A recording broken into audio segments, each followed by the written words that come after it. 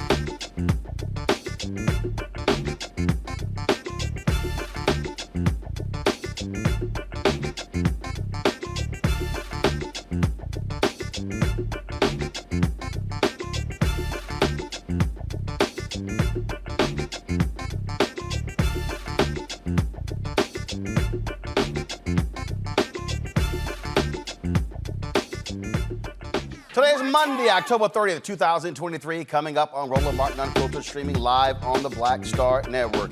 Israeli soldiers are carrying out targeted raids in Gaza. as the death toll is inching towards 10,000 since the invasion began. Also, massive protests in support of the Palestinian people have been taking place all across the world. London, Los Angeles, New York. Counterterrorism expert Malcolm Nance will join us to talk about the role the United States is playing in this conflict and what will be the implications for President Joe Biden, especially with a lot of young voters. Indiana House Democrat Representative Carson calls New Jersey Congressman Josh Gottheimer a coward and a punk after they didn't see eye to eye over what's happening in Israel. The ADL, they're ticked off at Carson. Carson says, bring it on.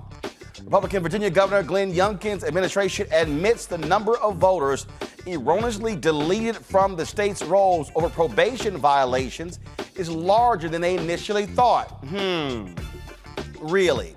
And the effort to keep Donald Trump off Colorado voters' ballots in the March presidential primary is being decided in a courtroom. Plus, this weekend's 11 mass shootings is inching this year's total to 600. Plus, they have been the melody behind Frankie Beverly and Maze for years. Tonight, I'll sit down with the members of the Music Forever to discuss their split from the music icon and also their new single with their fellow band members, including singer Chris Walker. It is time to bring the funk. I'm Roland Martin Unfiltered of the Black Star Network. Let's go. He's got it. Whatever the miss, he's on it. Whatever it is, he's got the scoop, the fact, the find. And when it breaks, he's right on time and it's rolling. Best believe he's knowing. Putting it down from sports to news to politics. With entertainment just for kicks, he's rolling. It's on go, y'all. It's Roland Martin, rolling with Roland now. He's funk, he's fresh, he's real, the best, you know he's Roland Martin now.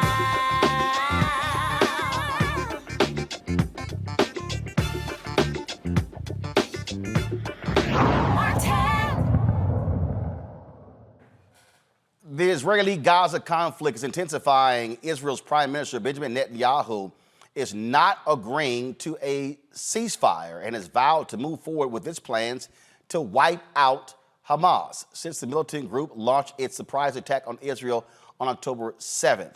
More than 8,000 people have been killed and tens of thousands are left homeless. The World Bank is predicting oil prices could reach uncharted waters if this conflict does not come to some resolution soon. Also, you have massive protests taking place all across the world for folks who are saying free Palestine. It's also having a significant impact on the poll numbers of President Joe Biden, as many young voters are angry with his support for Israel's response. Joining me now is counterterrorism expert, author Malcolm Nance. Malcolm, glad to have you on the show. So first, let's start here. It has been very interesting watching all of these responses. Folks were shocked by the Hamas attack. Obviously, Israel was going to respond. But now you have folks who are saying, wait a minute, you move forward with a ground assault. All of a sudden, now you're displacing millions of people, 2.2 million in Gaza alone, 50% children.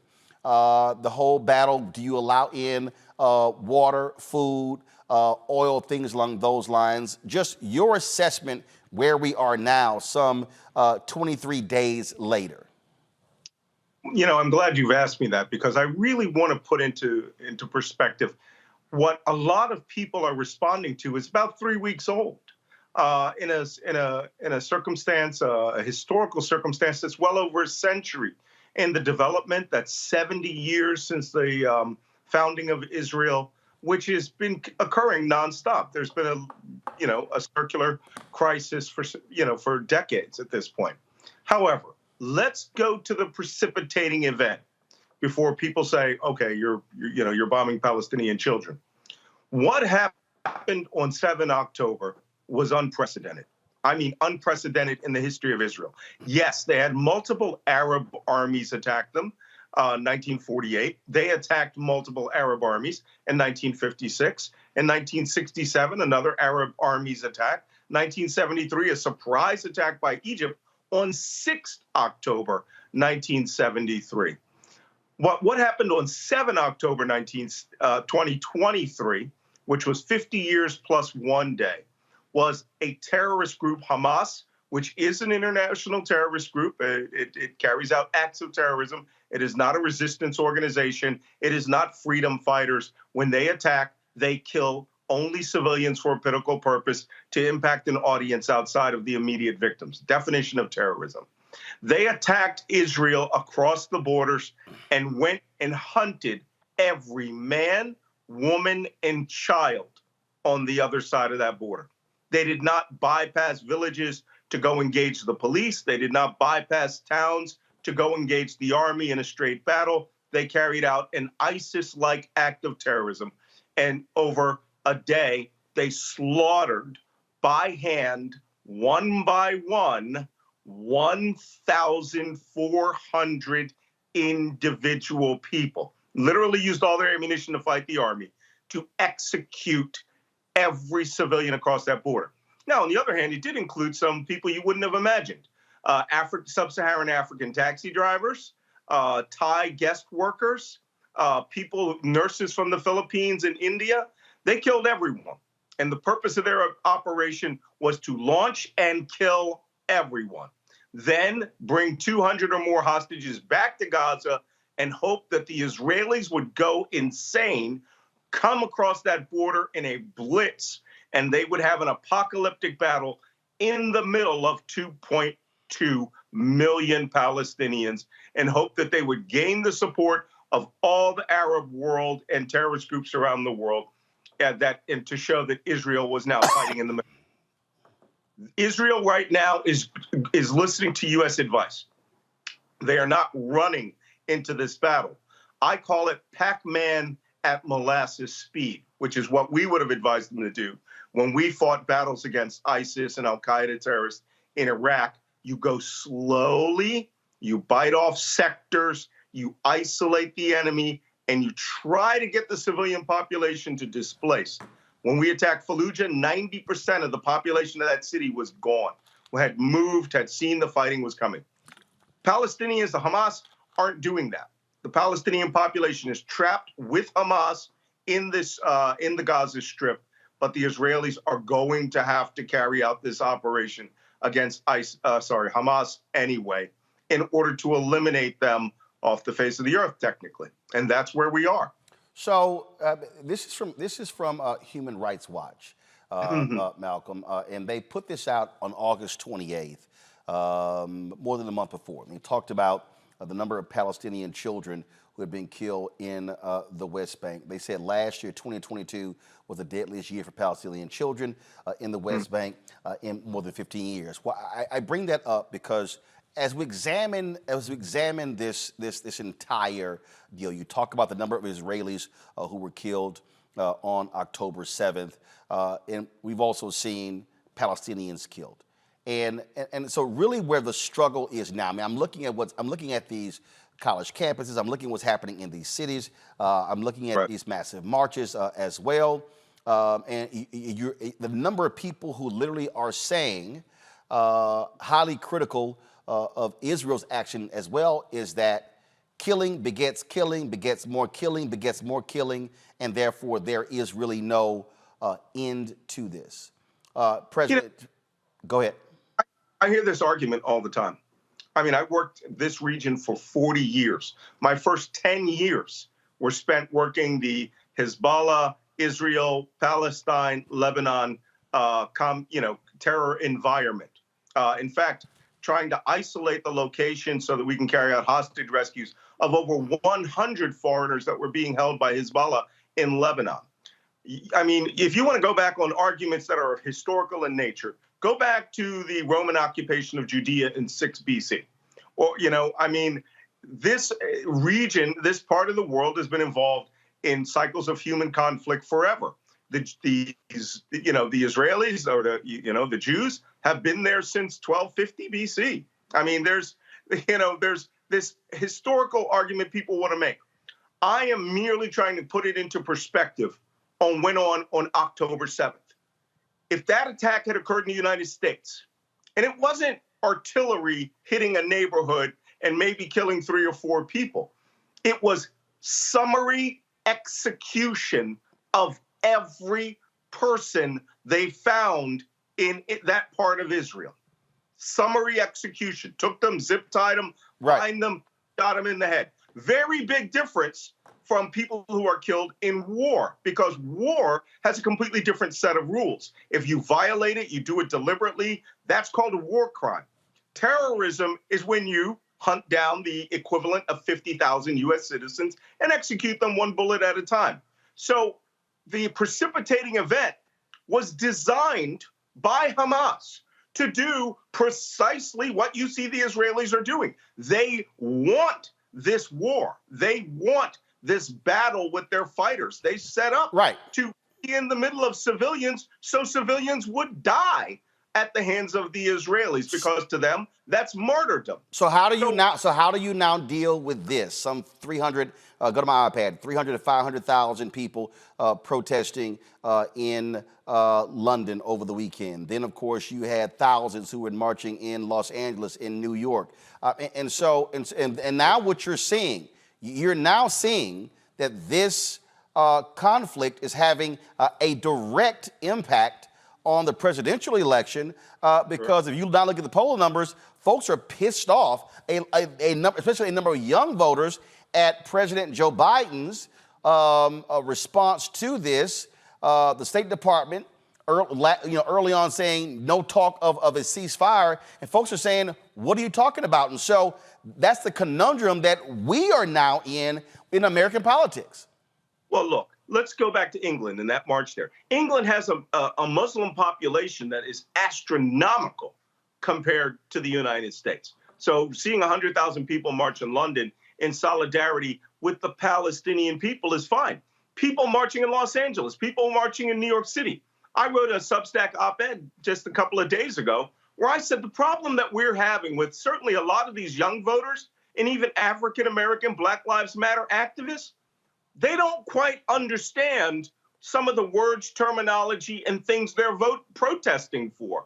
This isn't about, whose babies matter more, right? When Israel goes and bombs Hamas, they are not aiming at the Palestinian people. For people who have never been in war, for people who have never actually had to plan these strikes, who have to knock out 500 kilometers of underground tunnels, to you, it looks like indiscriminate bombing. I've had to plan these airstrikes. Bosnia, Libya, Lebanon, Iraq, Syria. We don't hit indiscriminately. The Israelis don't either, because 1, it serves no purpose. 2, it does not degrade the terrorist group. 3, it just creates hate and mayhem. So Malcolm, how do you then though explain to those very same people that the conditions under which the Palestinians are living, being unable to self-govern, unable to move? Jimmy Carter called it apartheid in his book. And so how do you still even deal with that? Because that's really where a lot of people are. There are people who are saying they don't want to see death on either side. They don't want to see Israelis being killed and Palestinians being killed. And then it all comes back to a two-state solution. Is that real? No. Can you ever achieve that? That's politics. And look, you're never going to find anybody. I speak Palestinian dialect Arabic, Levantine dialect Arabic. I have been for the two-state solution forever. I have been in that region of the world for decades. But some things you do have to understand. Most of the people that are angry right now couldn't spell Palestine 3 weeks ago. They weren't angry when Bashir al-Assad used chemical weapons and mass murdered 500,000 of their own people. There's a fight going on in Sudan right now. 5,000 people have been killed by 2 factions that have been fighting. Somalia, Libya, Lebanon. Lebanon. I went to the Civil War. They had been massacring each other to the tune of 125,000 people. ISIS literally tried to wipe out all of northern Iraq and Syria and took slaves doing it. What people are showing here is one of two things. One, this is something they could wrap their head around because there's a lot of cameras.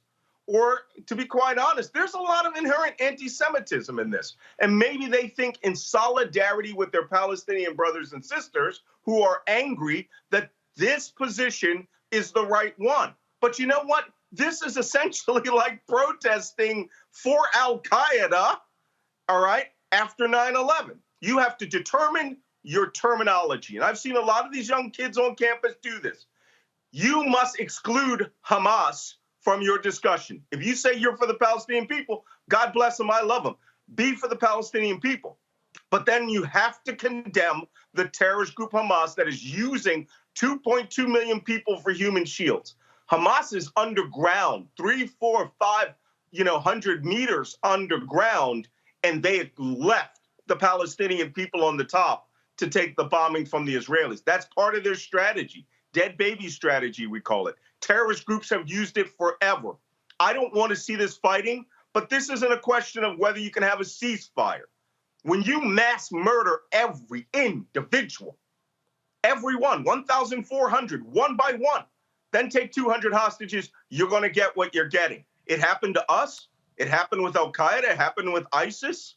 Hamas knew what they were doing, and they abandoned the Palestinian people above ground to take the Israeli shellings and killings. Even though the Israelis are trying not to kill them, artillery, bombs, rockets, and machine gun fire, if you do not displace out of the battle space, can hurt you and kill you. In many circumstances, Hamas won't let civilians leave.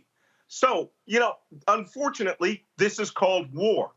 And people are talking like the Palestinian people weren't beleaguered before 3 weeks ago. Well, but Malcolm, there are people who are activists who were talking. No, follow me here. There were people who were talking about the Palestinian people before 3 weeks ago. Hold on one second. I'm going to go to break. My panelists have some questions for you. We'll be right back right here on Roland Martin Unfiltered on the Black Star Network.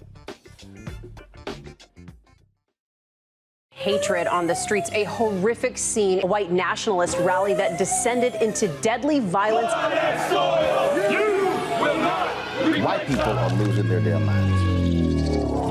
As an angry pro-Trump mob storms the U.S. Capitol, we've seen shooting. We're about to see the rise of what I call white minority resistance. We have seen white folks in this country who simply cannot tolerate black folks voting. I think what we're seeing is the inevitable result of violent denial. This is part of American history. Every time that people of color have made progress, whether real or symbolic, there has been what Carol Anderson at Emory University calls white rage as a backlash. This is the rise of the Proud Boys and the Boogaloo Boys. America, there's going to be more of this. Here's all the Proud Boys, guys. This country is getting increasingly racist in its behaviors and its attitudes because of the fear of white people. The fear that they're taking our jobs, they're taking our resources, they're taking our women. This is white fear.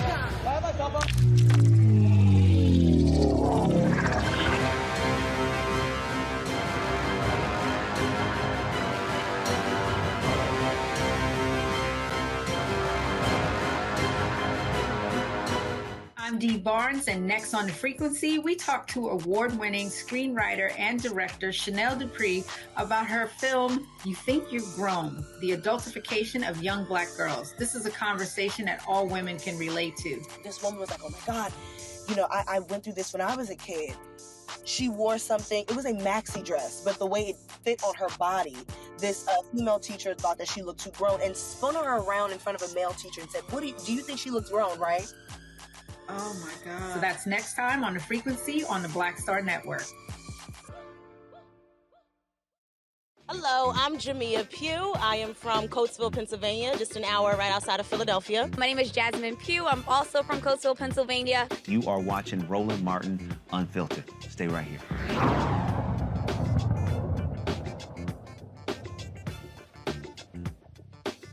Welcome back, folks. We're talking to counterterrorism expert and author Malcolm Nance. You see right here a number of his books you can actually check out right there. My panel, they have been waiting to ask you a few questions. I'll start first with Julian Malveaux. Dr. Julian Malveaux, economist, president emerita, Bennett College. Julian, go right ahead. Brother Malcolm, first of all, let me say how much I appreciate you and your work and your history and your legacy.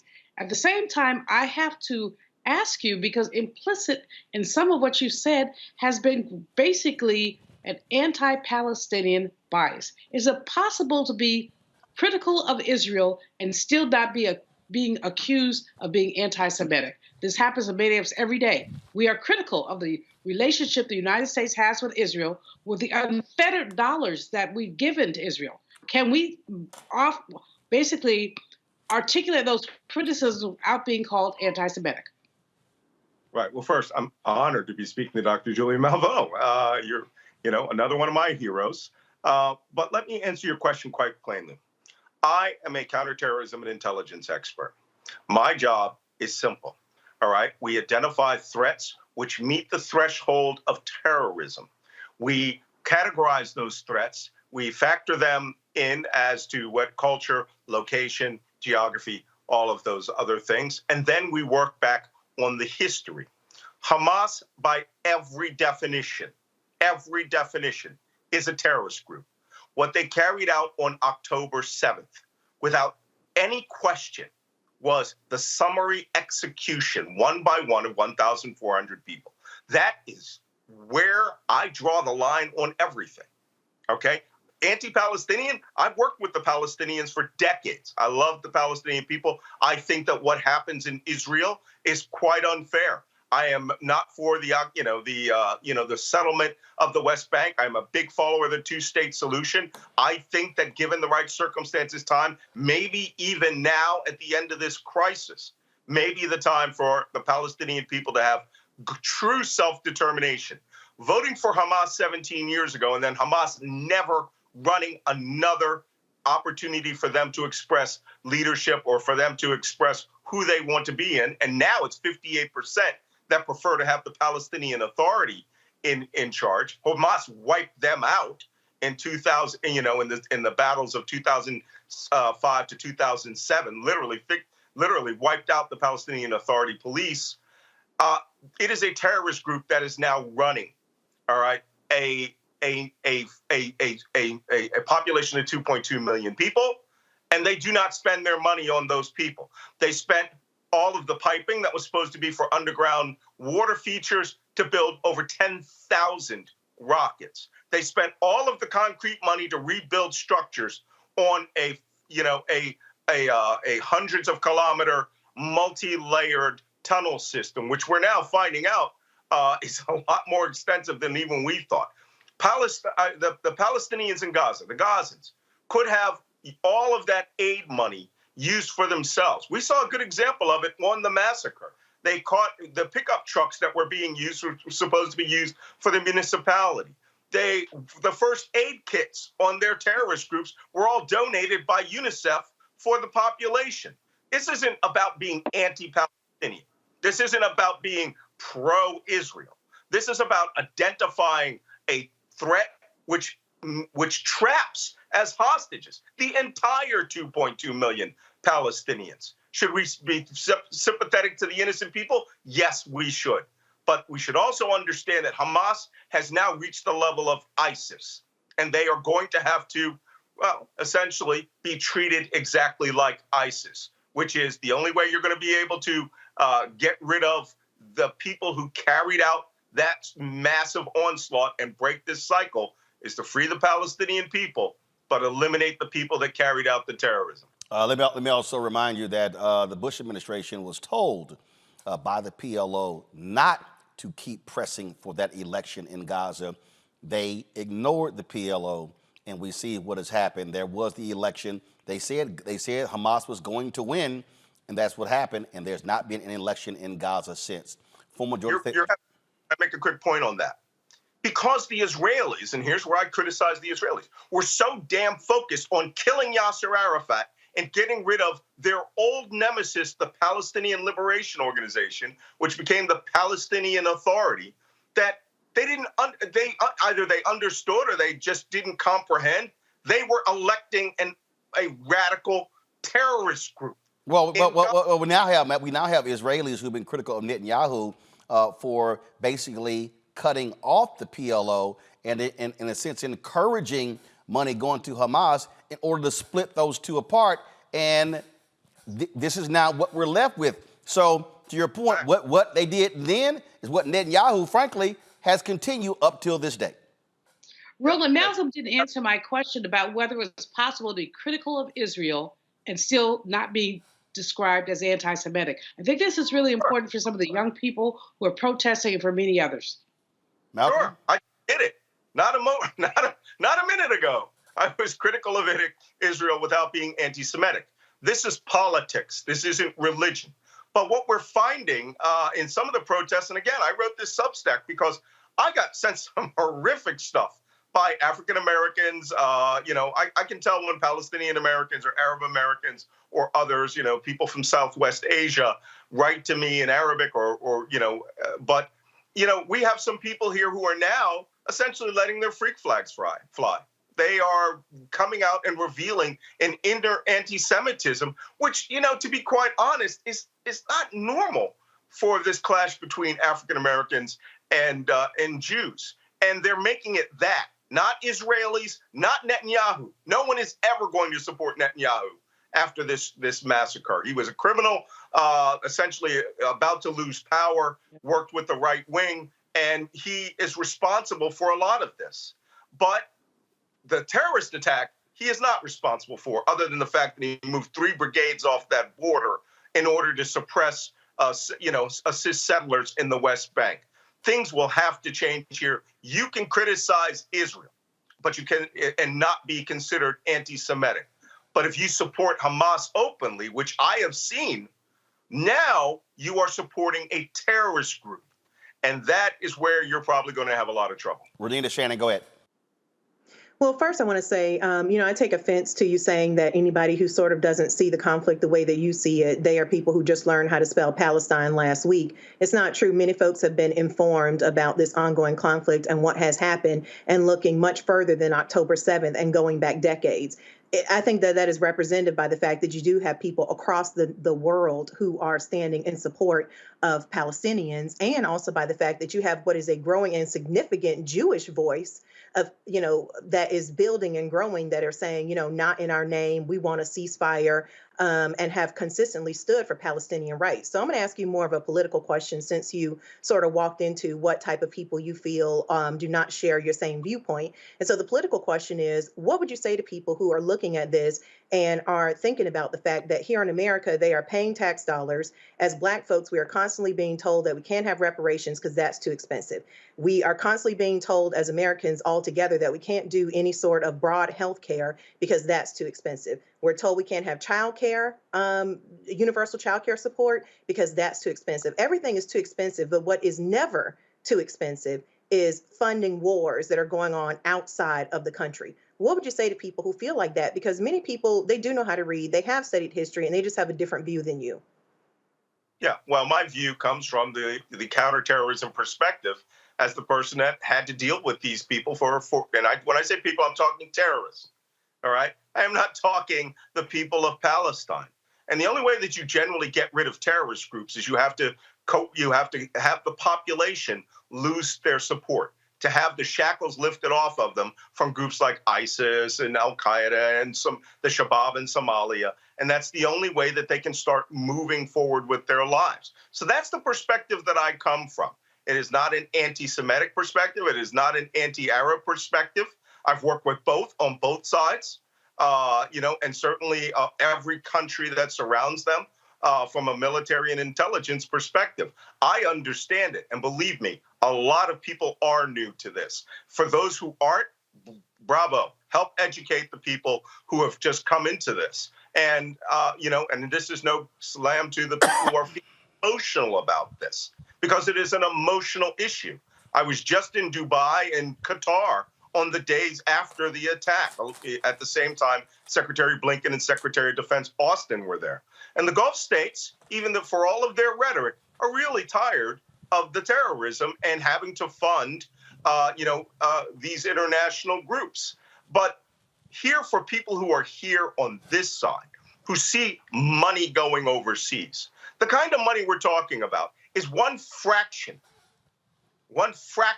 of a percent here in the United States. Now, Israel every year got $3.5 billion in defense support. As a balance for the treaty that they had with Egypt, with Anwar Sadat and Menachem Begin, we give Egypt $3.5 billion in defense support so that they can combat their current ISIS problem that's occurring in the Sinai. So what do you say? Why shouldn't we keep that money at home?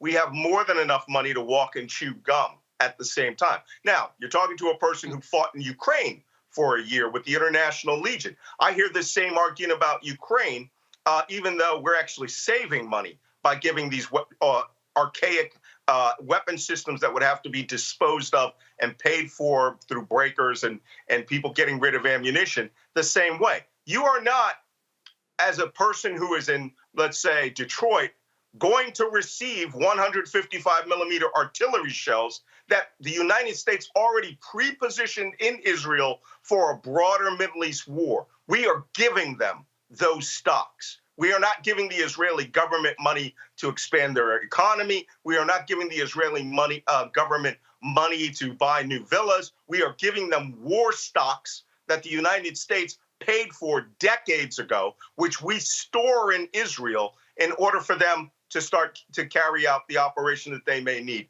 Not to mention, it's not just Hamas.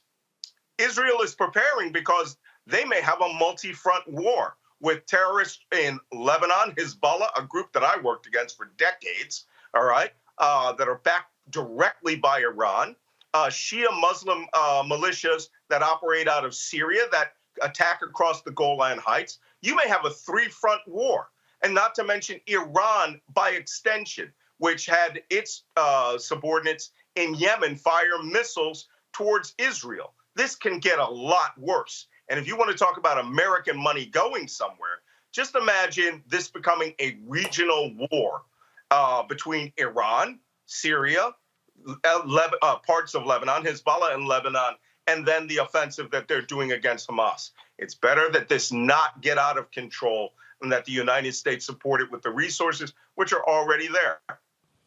Omokongo Dominga, professorial lecturer, School of International Service, American University. Yes, Mr. Nance, I have a great deal of respect for your work and really have just an appreciation of not just your service, but your family's history of service.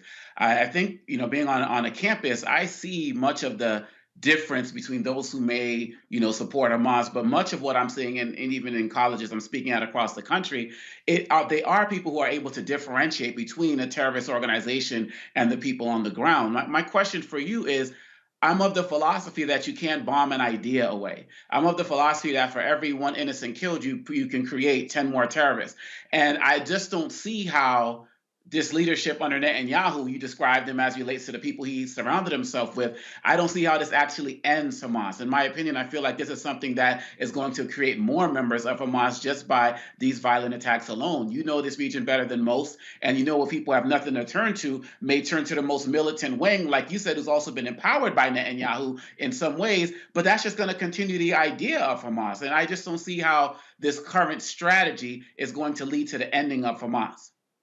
Well, see, this is where I agree with you. I've written 3 books, including a New York Times bestseller, on Al-Qaeda and ISIS ideology and how they fight. You know, you cannot shoot an idea out of if you put a bullet through the brain of a person. But this isn't an ideology. What you're seeing here is a transformation of Hamas's technique. Yes, their ideology is they are Palestinian nationalists. They seek the return of their homeland. And when they say their homeland, they don't mean Gaza and the West Bank. They mean every inch of geographic Israel as it was decided by the, you know, when it was carved out of Transjordan by the British. They're talking, when they make that motto, and this is where university students need to be a little careful. When they say from the river to the sea, they're talking about the elimination of all Judaism, Zionism, whatever you want to call it, all people, you know, including as we saw in the October 7th attack, they wiped out an entire Muslim Bedouin tribe because they said, you were on the other side of the fence, you're no better than Jews. That's what they mean, the elimination of the state of Israel. Now, you and I both know that that's just rhetoric. That is never going to happen, All right, Israel is a nuclear power. They have a military force that has overmatch on all armies around them: Jordanian, Egyptian, Syrian, Lebanese, Saudi. It doesn't matter what you throw at them. If they go to full mobilization, they will defeat you. But in terms of Hamas and Gaza, the Israelis have made it clear that they are going to eat their way through Gaza City, because that's where the heart of Hamas's forces are. Now, there are 3 more sectors of the Strip south of that they will probably have to deal with as well. But for the men who planned, mobilized, and crossed that border in essentially an invasion with the intent to kill every living Jew on the other side of the border, did a pretty good job of it. The Israelis are not going to be adopting a posture in which they will be allowed to exist. So they are taking a look at how we did the Battle of Fallujah in 2004, which is what our Secretary of Defense sent over advisors to say, do not run into Gaza. It's an ambush that Hamas set up for Israel. The entire 7 October attack was designed for you, all of you, to see precisely what you're seeing and to garner support Middle East wide with protests. I have an article coming out called about how Hamas needs those dead babies. They have pandered this about forever. And now we've got dead Israeli babies. There is blood up on both sides. But you can wipe out a terrorist group for this generation. But here's another thing I caution all of my Israeli followers of. There will need to be a grand deal at the end of this, or you will go into Hamas 2.0, 3.0 with more enemies possibly coming from Lebanon, Syria, a massive explosion of Middle East terrorism. I predict we're going to see pro-Hamas terrorism here in the United States. And then you're really going to see American support change. We're going to go right back to 2001, the way people will start behaving. So something will have to change. The status quo of Netanyahu and now his unity government, he's not the only person making decisions, is going to have to start thinking about in the 2-state solution seriously. And I've had Israelis all week tell me to my face that will never happen now that these bodies have been stacked up in Israel. Well, it will have to happen because it's the only way to break this cycle, to empower the Palestinians themselves and to rid Gaza of Hamas. But mark my words, we did it to ISIS. You're going to see in northern Gaza City, Hamas as a military force will cease to exist. Malcolm Nance, we appreciate it. Thank you. And it's going to definitely be one thing to watch because there is carnage happening all there. Israelis and Palestinians dying left and right. And that's what's most unfortunate. Death is death. You don't come back from that. We appreciate it. Thanks a lot. Pleasure. Folks, got to go to break. We'll be back on Roland Martin Unfiltered, the Black Star Network. If you're watching YouTube, be sure to hit that like button. Also, please support us in what we do. Be sure to join our Bring the Funk fan club by sending your chicken money order to P.O. Box 57196, Washington, D.C., 20037-0196. Cash App, $RM Unfiltered. PayPal, R Martin Unfiltered. Venmo is RM Unfiltered. Zelle, Roland at RolandSMartin.com. Roland at RolandMartinUnfiltered.com. We'll be right back. On the next Get Wealthy with me, Deborah Owens, America's Wealth Coach, are you trying to figure out how to earn more revenue in your business during these volatile times? Learn how to tap into the largest marketplace in the world through government contracting. Our next guest, Akia Hardnett, will be sharing how you can get wealthy through government contracting. We've got a young lady, government assistance to government contracts. She literally was on government assistance when she came to us, and in less than a year, she has been winning multiple government contracts, and it has changed the trajectory of her family. That's right here, only on Black Star Network. When you talk about blackness and what happens in black culture, we're about covering these things that matter to us, speaking to our issues and concerns. This is a genuine people-powered movement. There's a lot of stuff that we're not getting. You get it, and you spread the word. We wish to plead our own cause Too long have others spoken for us. We cannot tell our own story if we can't pay for it. This is about covering us. Invest in black-owned media. Your dollars matter. We don't have to keep asking them to cover our stuff. So please support us in what we do, folks. We want to hit 2,000 people, $50 this month, raise $100,000. We're behind 100,000, so we want to hit that. Your money makes this possible. Checks and money orders go to P.O. Box 57196, Washington, D.C. 20037-0196. The Cash App is $RM Unfiltered. PayPal is R Martin Unfiltered. Venmo is RM Unfiltered. Zelle is Roland at RolandSMartin.com.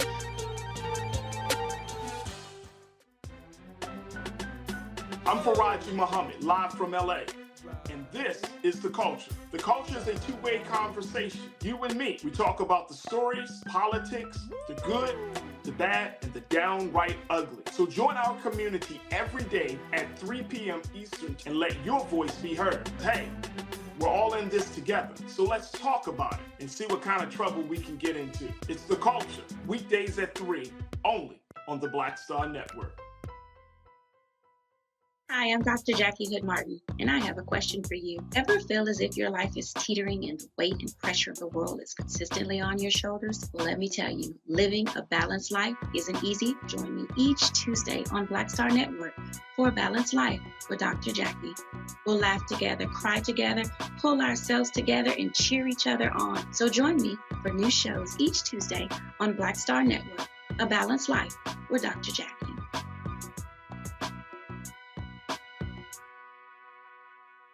Next on the Black Table with me, Greg Carr. Immigrants lured off Texas streets and shipped to places like Martha's Vineyard and Washington, D.C. Believe it or not, we've seen it all before. You people in the North, you're so sympathetic to Black people, you take them. 60 years ago, they called it the reverse freedom rides. Back then, Southern governors shipped Black people north with the false promise of jobs and a better life. It's a part of a well-known playbook being brought back to life. So what's next? That's next on the Black Table, a conversation with Dr. Gerald Horne about this issue of the reverse freedom rides, right here on the Black Star Network. I am Tommy Davidson. I play Oscar on Proud Family, Louder and Prouder. Right now, I'm rolling with Roland Martin, unfiltered, uncut, unplugged, and undamn believable. You hear me?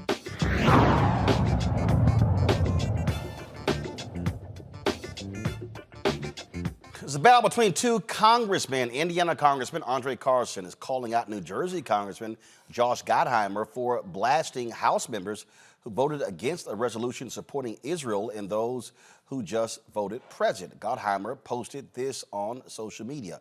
Last night, 15 of my Democratic colleagues voted against standing with our ally Israel and condemning Hamas terrorists who brutally murdered, raped, and kidnapped babies, children, men, women, and elderly, including Americans. They are despicable and do not speak for our party. Carson said this to CNN's Manu Raju about those comments. He's cowardly. I think he's not acting in the role as a member of Congress. I think he's shown himself to be very emotional. Like most cowardly people, when you confront them, they're afraid. I'm unafraid of the guy. And if he wants to call us despicable, I'm saying he's a coward and he's a punk, and he should remember why the people sent him here. And if he wants to play some kind of tough guy or gangster, we can handle it like gentlemen, or we can get into something else. In a statement to CNN, Gottheimer responded to Carson by saying, "I'll sit down with Mr. Carson anytime to talk about how we can bring the hostages home, including all Americans, provide immediate humanitarian aid to Palestinian civilians being used as human shields, and crush Hamas and all terrorists seeking to do us harm." You know, Renita, when you go there, you can expect a response, and Carson didn't hold back. Right, and Carson was right to not hold back. Representative Gottheimer has no idea what he's talking about, because for him to say that Representative Carson does not represent Democrats and does not represent our party, he did get elected by Democratic voters. So I think he does represent, as I mentioned before, what is a growing number of voices who are saying this is wrong. They have read the history on this. They understand what is going on in real time, and people are familiar with what I would say is up-to-date information on why they feel the way they feel about this conflict. And the fact, I'm going to tell you this, the fact that you had 9 people who voted against the resolution and then 6 people who just decided to vote present, so that's a lot, is what I want to say. I do want to explain what the 6 who voted present mean. That means when a representative is in their seat, they are present, but they are unwilling to cast a vote. So that means that they don't agree with the resolution and they don't disagree. So really, you can kind of count those 6 as, I mean, unless you can get, the only way that resolutions and bills pass are when you have enough support to actually pass it. So if you can't affirmatively vote for something, then the only alternative is that you don't fully agree with what is on the paper. And so you can kind of count those 6 as closer to being in with the 9 than the rest of the folks who voted in favor of it. So I'm glad that Carson took it there. I think he was right to take it there because Gottheimer is wrong. And I think that this is just, this is one of the things that Democrats get wrong in trying to tell people what to think, how to think. And if you don't think a certain way, then you're just stupid, when we know that we are a party that is more like a coalition of different backgrounds coming together versus the Republican Party, which is essentially just white men and women. I'm a Congo. Congresswoman Ilhan Omar, Alexandria Ocasio-Cortez, Rashida Tlaib, Cori Bush. They joined Carson by voting against the measure. Representative Pramila Jayapal, Joaquin Castro, Ayanna Pressley, they all voted present. Look, this also goes back to what the United States did in the United Nations as relates to the resolutions that were attempted to be passed there. When you look at the actual language of the resolution, which I've read over, you can completely understand why this group would be against the language of it. I've seen Representative Rashida Tlaib condemn what Hamas did, just like she's also condemned, some of the actions of Israel as well. And so when you look at the resolution, everything looks at Israel as being the only group that is, assaulted and that has, needs to be supported. And that's part of the problem of the resolution. Look, we have to get past this point where you're not allowed to have dissent or differing opinion. If we're trying to bring peace to a situation, we have to be mindful of taking in all sides. One of the reasons why so many people at countries in the United Nations were upset with the United States' first proposal was because they used that language of Israel has the right to defend itself. That's how they started the document, which is basically like the equivalent of I feared for my life, but these officers in Black Lives Matter. People feel like they can do anything once you use certain terminology. And so I believe that if people are going to be true leaders in the House, they need to come together. Remember that this country was founded on dissent and has the right, people should have the right to dissent today. And so really when it comes down to it, people should be able to speak their mind, and we should, and lastly, let's be mindful of the fact that there are over hundreds of Palestinian American people who are trapped in Palestine right now. There's no conversation about what's happening with them. Our people, we need a joint resolution that also condemns a lot of the Islamophobia that's going on as well. And so this is not the time for people to try to say it's you're either with us or against us. That's not how it's going to work. And Roland, we talked about this a little bit last week. My last point is that Biden really needs to get a fix on this because he can't afford to lose any votes going into 2024. And a lot of disaffected youth people, and youth voters in particular, but not only youth, are looking for reasons to not show up. And Arab Americans are losing faith in Biden. And I believe that the Biden administration has done much to help Israel not be more aggressive in its response behind the scenes. But a lot of the language right now is making people say, man, you just as bad as Netanyahu, and we're not going to mess with it. He has to remember that his base is here, and he has to be a little bit more careful with how he nuances this as well.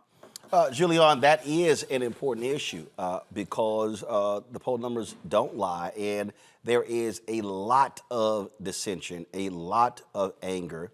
And look, he may have had 7 million or whatever votes in 2020, but it was extremely close in Wisconsin, won by 20,000 votes, 12,000 votes in Arizona. You look at the close results in Pennsylvania, in Michigan, and in Georgia. And Michigan is a place where there are a lot of Arab Americans and they vote. And so you're talking about an international conflict. You're talking about political. He has to bridge a lot of different things right here. But you have to factor in what is the role this could play 53 weeks from now. Roland, the challenge here is that Americans do not read history. if you read history, you would understand Palestinian anger. You would understand what Hamas was trying to do. Now, none of us, nobody on the show, no human being says what Hamas did was right. As Malcolm laid it out, 1,400 people, door to door to door to door. But what he did not lay out was the fact that between 2008 and 2023, more than 6,400 Palestinian people were exterminated by Israeli activity. What he did not lay out, he got halfway to it, but did not, is the deleterious effect that Netanyahu has had on any kind of peaceful activity. And so Andre Carson was right to take Gottheimer on. Gottheimer is indeed a coward, and I don't like to use the word punk. Well, no, actually I do. But anyway, he was out of order, out of line, out of control. There were colleagues, his colleagues, who he says he'll have a conversation under his conditions. No, he does not get to set the conditions for conversation about legislative action. That is a collaborative process, as Renita has laid out. So what we have here is a situation where the president, who we support, I support, but he has tilted too far to the Palestinian side. And the media, frankly, has done so with the Israeli side. I saw a piece this morning, I think on CNN, where they interviewed this Israeli guy who lost his whole family. Of course, we're all sympathetic. But where's the Palestinian brother or sister who lost his or her whole family? This is what we kind of have to deal with. And so this skirmish between these two congressional members is not the end of the world. It's a year until the election, so it's not the end of the world. But President Joe Biden has the opportunity to reset the terms and conditions of this conversation to make sure that we say all lives matter in this conflict, that you can't just tilt Israel. We have always supported Israel. This country has, sometimes to our detriment. We have not been strong enough, I think, about the rights of Palestinians. And I think those are chickens that are coming home to roost, and unfortunately, with all kind of lives on the line. All right, folks, hold tight one second. We'll be right back on Roland Martin Unfiltered on the Black Star Network.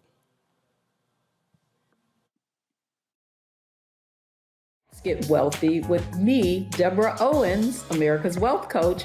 Are you trying to figure out how to earn more revenue in your business during these volatile times?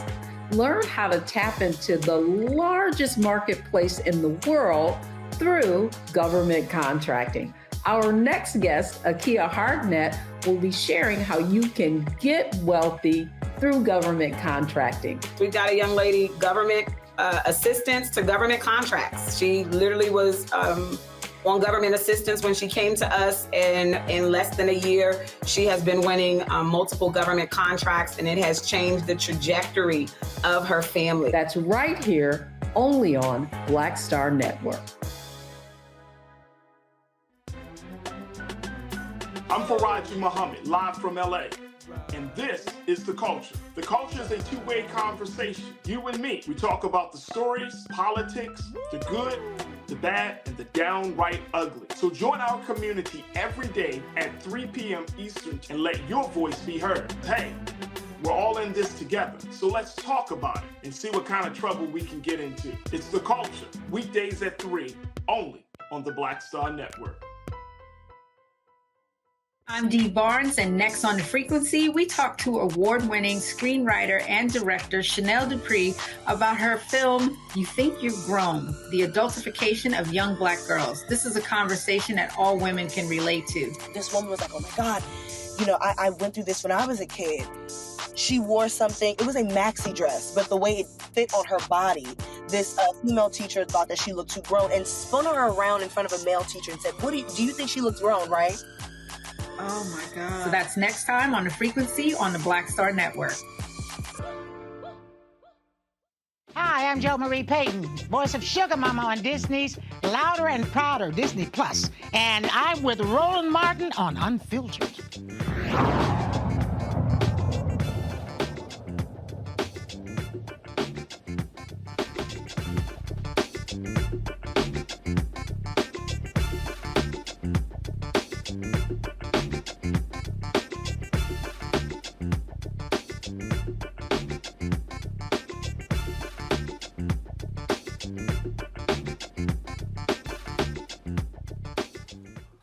The number of qualified Virginia voters removed from the state rolls is much higher than the 270 Republican Governor Glenn Youngkin initially thought. Election officials admitted they mistakenly removed nearly 3,400 qualified voters from the state's rolls 5 weeks after early voting began for the November 7th General Assembly elections. The administration says local registrars have reinstated all but approximately 100 voters of those by Friday. Those removed had been convicted of felonies, had their voting rights restored, and then went on to violate the terms of their probation. Administration officials said the state's computer software erroneously counted the probation violations as new felonies and disqualified them from voting. Any of y'all buying that? Say it again, Congo. Nope, not in the slightest. This is what they do. It's the same thing that's going on with these districts and how they, change up the rules, and then all of a sudden it's like, oh, we made a mistake, oh, but it's too late or it's too close. How many people who have been purged are going to actually realize before the election that they're back on the roster? How many people are going to feel like, intimidated from actually feeling they can be part of the process again? This is the thing about Glenn Youngkin. He is Trump in a suit and tie or in a whatever flannel shirt that he wears. He does it on the low. He's quiet about it. Same thing when he had his snitching policy for critical race theory that's not being taught in schools. And this is just another form of how they're trying to be slick, trying to tap away at little sections of the vote. And we need to call it out. And I'm hoping that more organizations and press networks will call it out. But Roland, I'm not optimistic about that, but I'm glad about the attention you've been putting on this over the last few weeks and even before that. We see what's going on here, Julian. It's amazing how it's always a mistake when Republicans just remove folks from voting rolls. Well, Glenn Youngkin came in talking about restricting basically Black participation. And now we see what he has done, not he with his own hands on it, but he. The fact is that these voters have a legal recourse, and I hope they're calling Barbara Arnwine and other, because the election is next week. What does that mean to them? That's what I'm focused on. How close will these elections be? What does it mean to them that the governor and the structure has basically said, y'all don't have no rights. Y'all don't have no rights. Again, we're going back to post-Reconstruction America, post-Reconstruction Virginia. It's reprehensible. But Roland, as you know, because you've been down there doing town halls and really raising awareness, and we are grateful to you for that. But as you know, as I know, as our panel knows, this ain't new game. This is not a new game. This is what has been happening in these United States between 1865 and 1876. Let's keep these people off the polls by whatever means necessary. You know a little bit about this, Renita, in Georgia. Actually, I know a lot about it, and I'm with Dr. Malveaux on this. This, those of us who have been paying attention for decades, to what has been happening, this is not the first time that you have seen a southern state come up and say, hey, we mistakenly removed too many people from the rolls based off of prior convictions or based off of us thinking that they were on probation. For whatever reason, the list was inaccurate. This happened about a decade ago in Georgia, and we've seen it happen in other states. And so I think the thing that we really need to get stronger about pushing back on is when these states are using federal laws to say, hey, we have to do something to maintain the rolls. Yes, that is true. But the mechanisms by which Secretary of States across the country maintain voter rolls do not have to include things like using completely inaccurate sheets. And then when you understand that your list is wrong, not up to date and inaccurate, after an election has happened, you say, oh my gosh, what a mistake, because this is a mistake that continues to happen.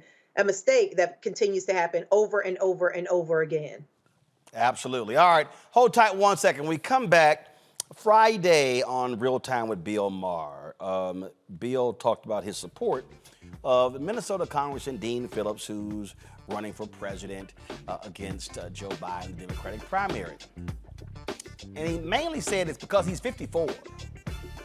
We come back. I'm going to explain to y'all how that is stuck on stupid.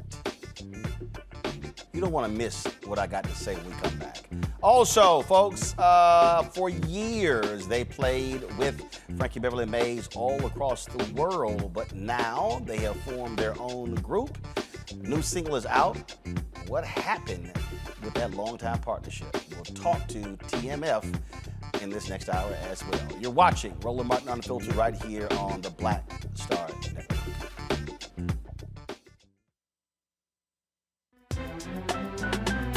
I'm Faraji Muhammad, live from LA.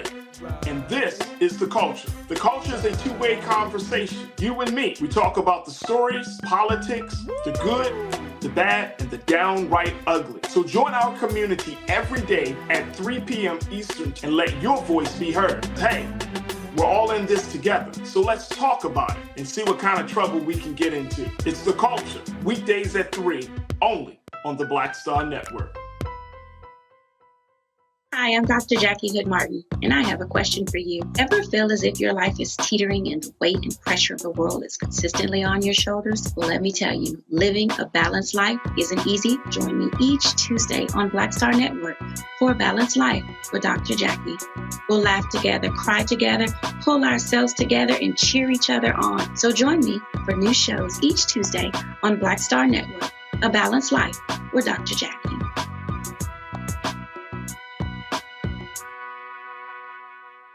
When you talk about blackness and what happens in black culture, we're about covering these things that matter to us, speaking to our issues and concerns. This is a genuine people-powered movement. There's a lot of stuff that we're not getting. You get it, and you spread the word. We wish to plead our own cause. Too long have others spoken for us. We cannot tell our own story if we can't pay for it. This is about covering us. Invest in black-owned media. Your dollars matter. We don't have to keep asking them to cover our stuff. So please support us in what we do, folks. We want to hit 2,000 people, $50 this month, raise $100,000. We're behind 100,000, so we want to hit that. Your money makes this possible. Checks and money orders go to P.O. Box 57196, Washington, D.C. 20037-0196. The Cash App is $RM Unfiltered. PayPal is R Martin Unfiltered.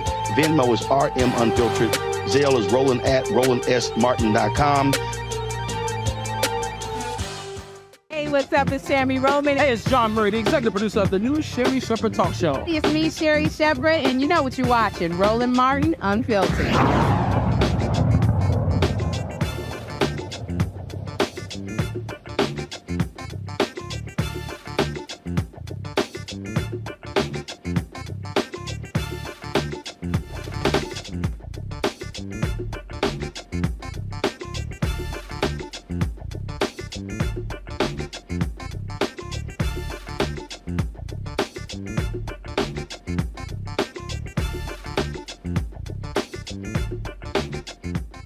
Of course, before we went to the break, I forgot to tell y'all, Thursday we're going to be in Richmond, Virginia for our last town hall in partnership with the House Virginia Democrats. You can see us right there, folks. We'll be at Virginia Union University on the campus of VUU. Looking forward to that. We want y'all to pack the house out. It's going to be a great conversation. Cannot wait to see all y'all there. And so, again, we'll be live there 6 to 8 p.m. With our town hall at Virginia Union. All right, folks. I've spoken about this issue on several occasions. And I saw something, or I saw it on social media Friday, that was just beyond dumb to me. Okay, so first and foremost, in 2020, when Joe Biden ran for president, I knew when I voted that he was 78. I knew that. I knew he was 78. What I also knew is that when somebody decides to run for president and win, they're going to run again. They're going to run again. We can go back to President Lyndon Baines Johnson as the last United States president who could have ran for a second term and who opted not to run for a second term. I can't even remember before him who chose not to. So the moment Biden won, we all knew he was going to run for a second term. So I don't quite understand all of these people who are like, oh my God, Biden is going to be 82. You voted for a 78-year-old dude last time. He was 78. Now he is, what, 81? Going to be 82 by election year next year? So why is anybody shocked? So he's cleared the field. He's running. Well, Friday in New Hampshire, Congressman Dean Phillips of Minnesota. I know you ain't never heard of his ass. I ain't never heard of him. I don't know what the hell he's done. He's been going around the country for the last several months trying to convince other folk to run. He's decided to jump into the race. And as you know, Biden is not on the ballot in New Hampshire because New Hampshire is pissed off that he made South Carolina the first primary in the nation. Because, you know, the arrogant-ass people in Iowa and New Hampshire, nearly all white, they feel as if they should go before everybody else and we are irrelevant. New Hampshire is so arrogant, they put it in their state constitution that they are the first in the nation primary. Now, I don't know how in the hell you can put it in your constitution and say, forget the other 49 states, but that's what they've done. So Phillips decides to jump on the ballot there, and now he's got these people all excited, and so they want to do payback to Biden. How dare you don't come here first? And it's all about money. They want the attention and the money, and that's what the real deal is. So on Real Time with Bill Maher on Friday, the conversation came up, and it was Bill Maher, Jessica Tarloff, and they were discussing this, and I saw this, and I said, you know what? Bill Maher says a lot of stupid stuff, you know, and it's the same Bill Maher, y'all, you know, who got a little attitude with me when I was on his show one time. Matter of fact, it was 9 years this month when he thought I was on social media when I wasn't. I was literally checking some notes for a topic that we were doing, and so he ain't had me back since, so I really don't care. So I want y'all to hear the conversation, and I got a comment on the back end. Just listen to this here. Okay. Before we run out of time, Dean Phillips. What? He's the new Mike Johnson. In other words, the new guy I never heard of.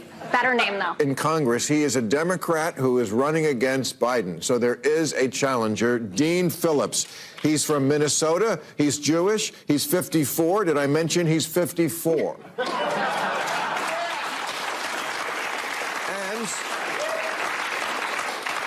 He loves Biden. He says exactly what I say. Did a great job, but don't do it again. That's right. Family, self-made millionaire from families in the organic vodka business. Dean Phillips. I'm getting behind him for president of the United States. How about you? Do you know anything about him? Yeah, more than I know about Mike Johnson 2 days ago. Should we welcome this? Is this good? I guess, and I was listening to your interview with Governor Cuomo, who was saying that we need a lively primary, and that doesn't take away from anything that Biden has accomplished, which I think we all agree is a tremendous amount. The issue with what Dean Phillips is doing is, there are a lot of kind of, like Steve Schmidt is a senior advisor to him. I got an email today from Andrew Yang, who has not revealed himself, I think, to have the best interests of the Democratic Party winning elections at heart. In 2019, he was maxed out donation from Harlan Crow, who bankrolls Clarence Thomas. You know, there are things about him that I don't like. I appreciate the enthusiasm, and these are issues we should be talking about, but every vote in 2024 is going to count.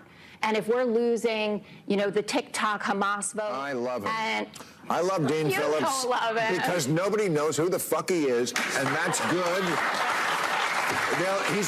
You know what I know about him? He's 54, and he's got a D next to his name. He's already got half the votes, and he doesn't have any of the baggage of the other guys. Okay, we got to go to new rules. Thank you very much. All right, I've got a new rule. How about stupid shit not said on national television just because you're probably high? So let's just unpack what he just said there. He said, first of all, I'll admit that Biden has done a great job. I don't want him to run again. Okay. Can you show me a corporation in America where somebody says, hey, the CEO's done a hell of a job the last 4 years, let's replace him? How about somebody saying, you know what? We've had a great university president for the last 4 years. How about we get rid of them? If you're some HBCUs like Fisk, you probably would do that on a regular basis, but I digress.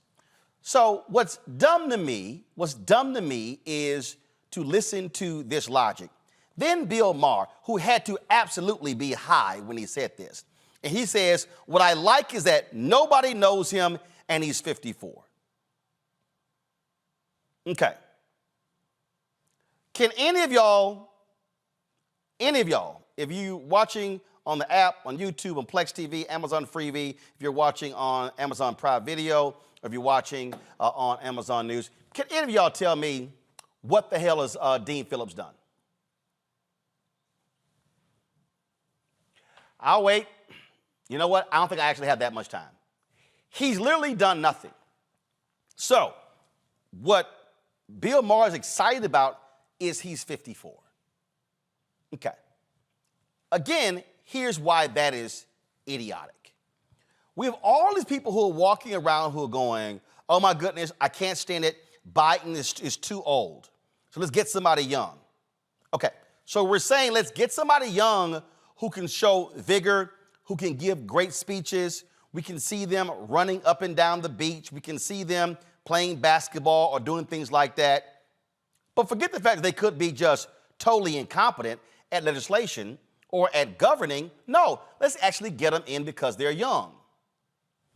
We literally had an idiot, the orange man, who was there for 4 years, who's only about 4 years younger than Biden, who tried to destroy the country, but guess what? He's younger.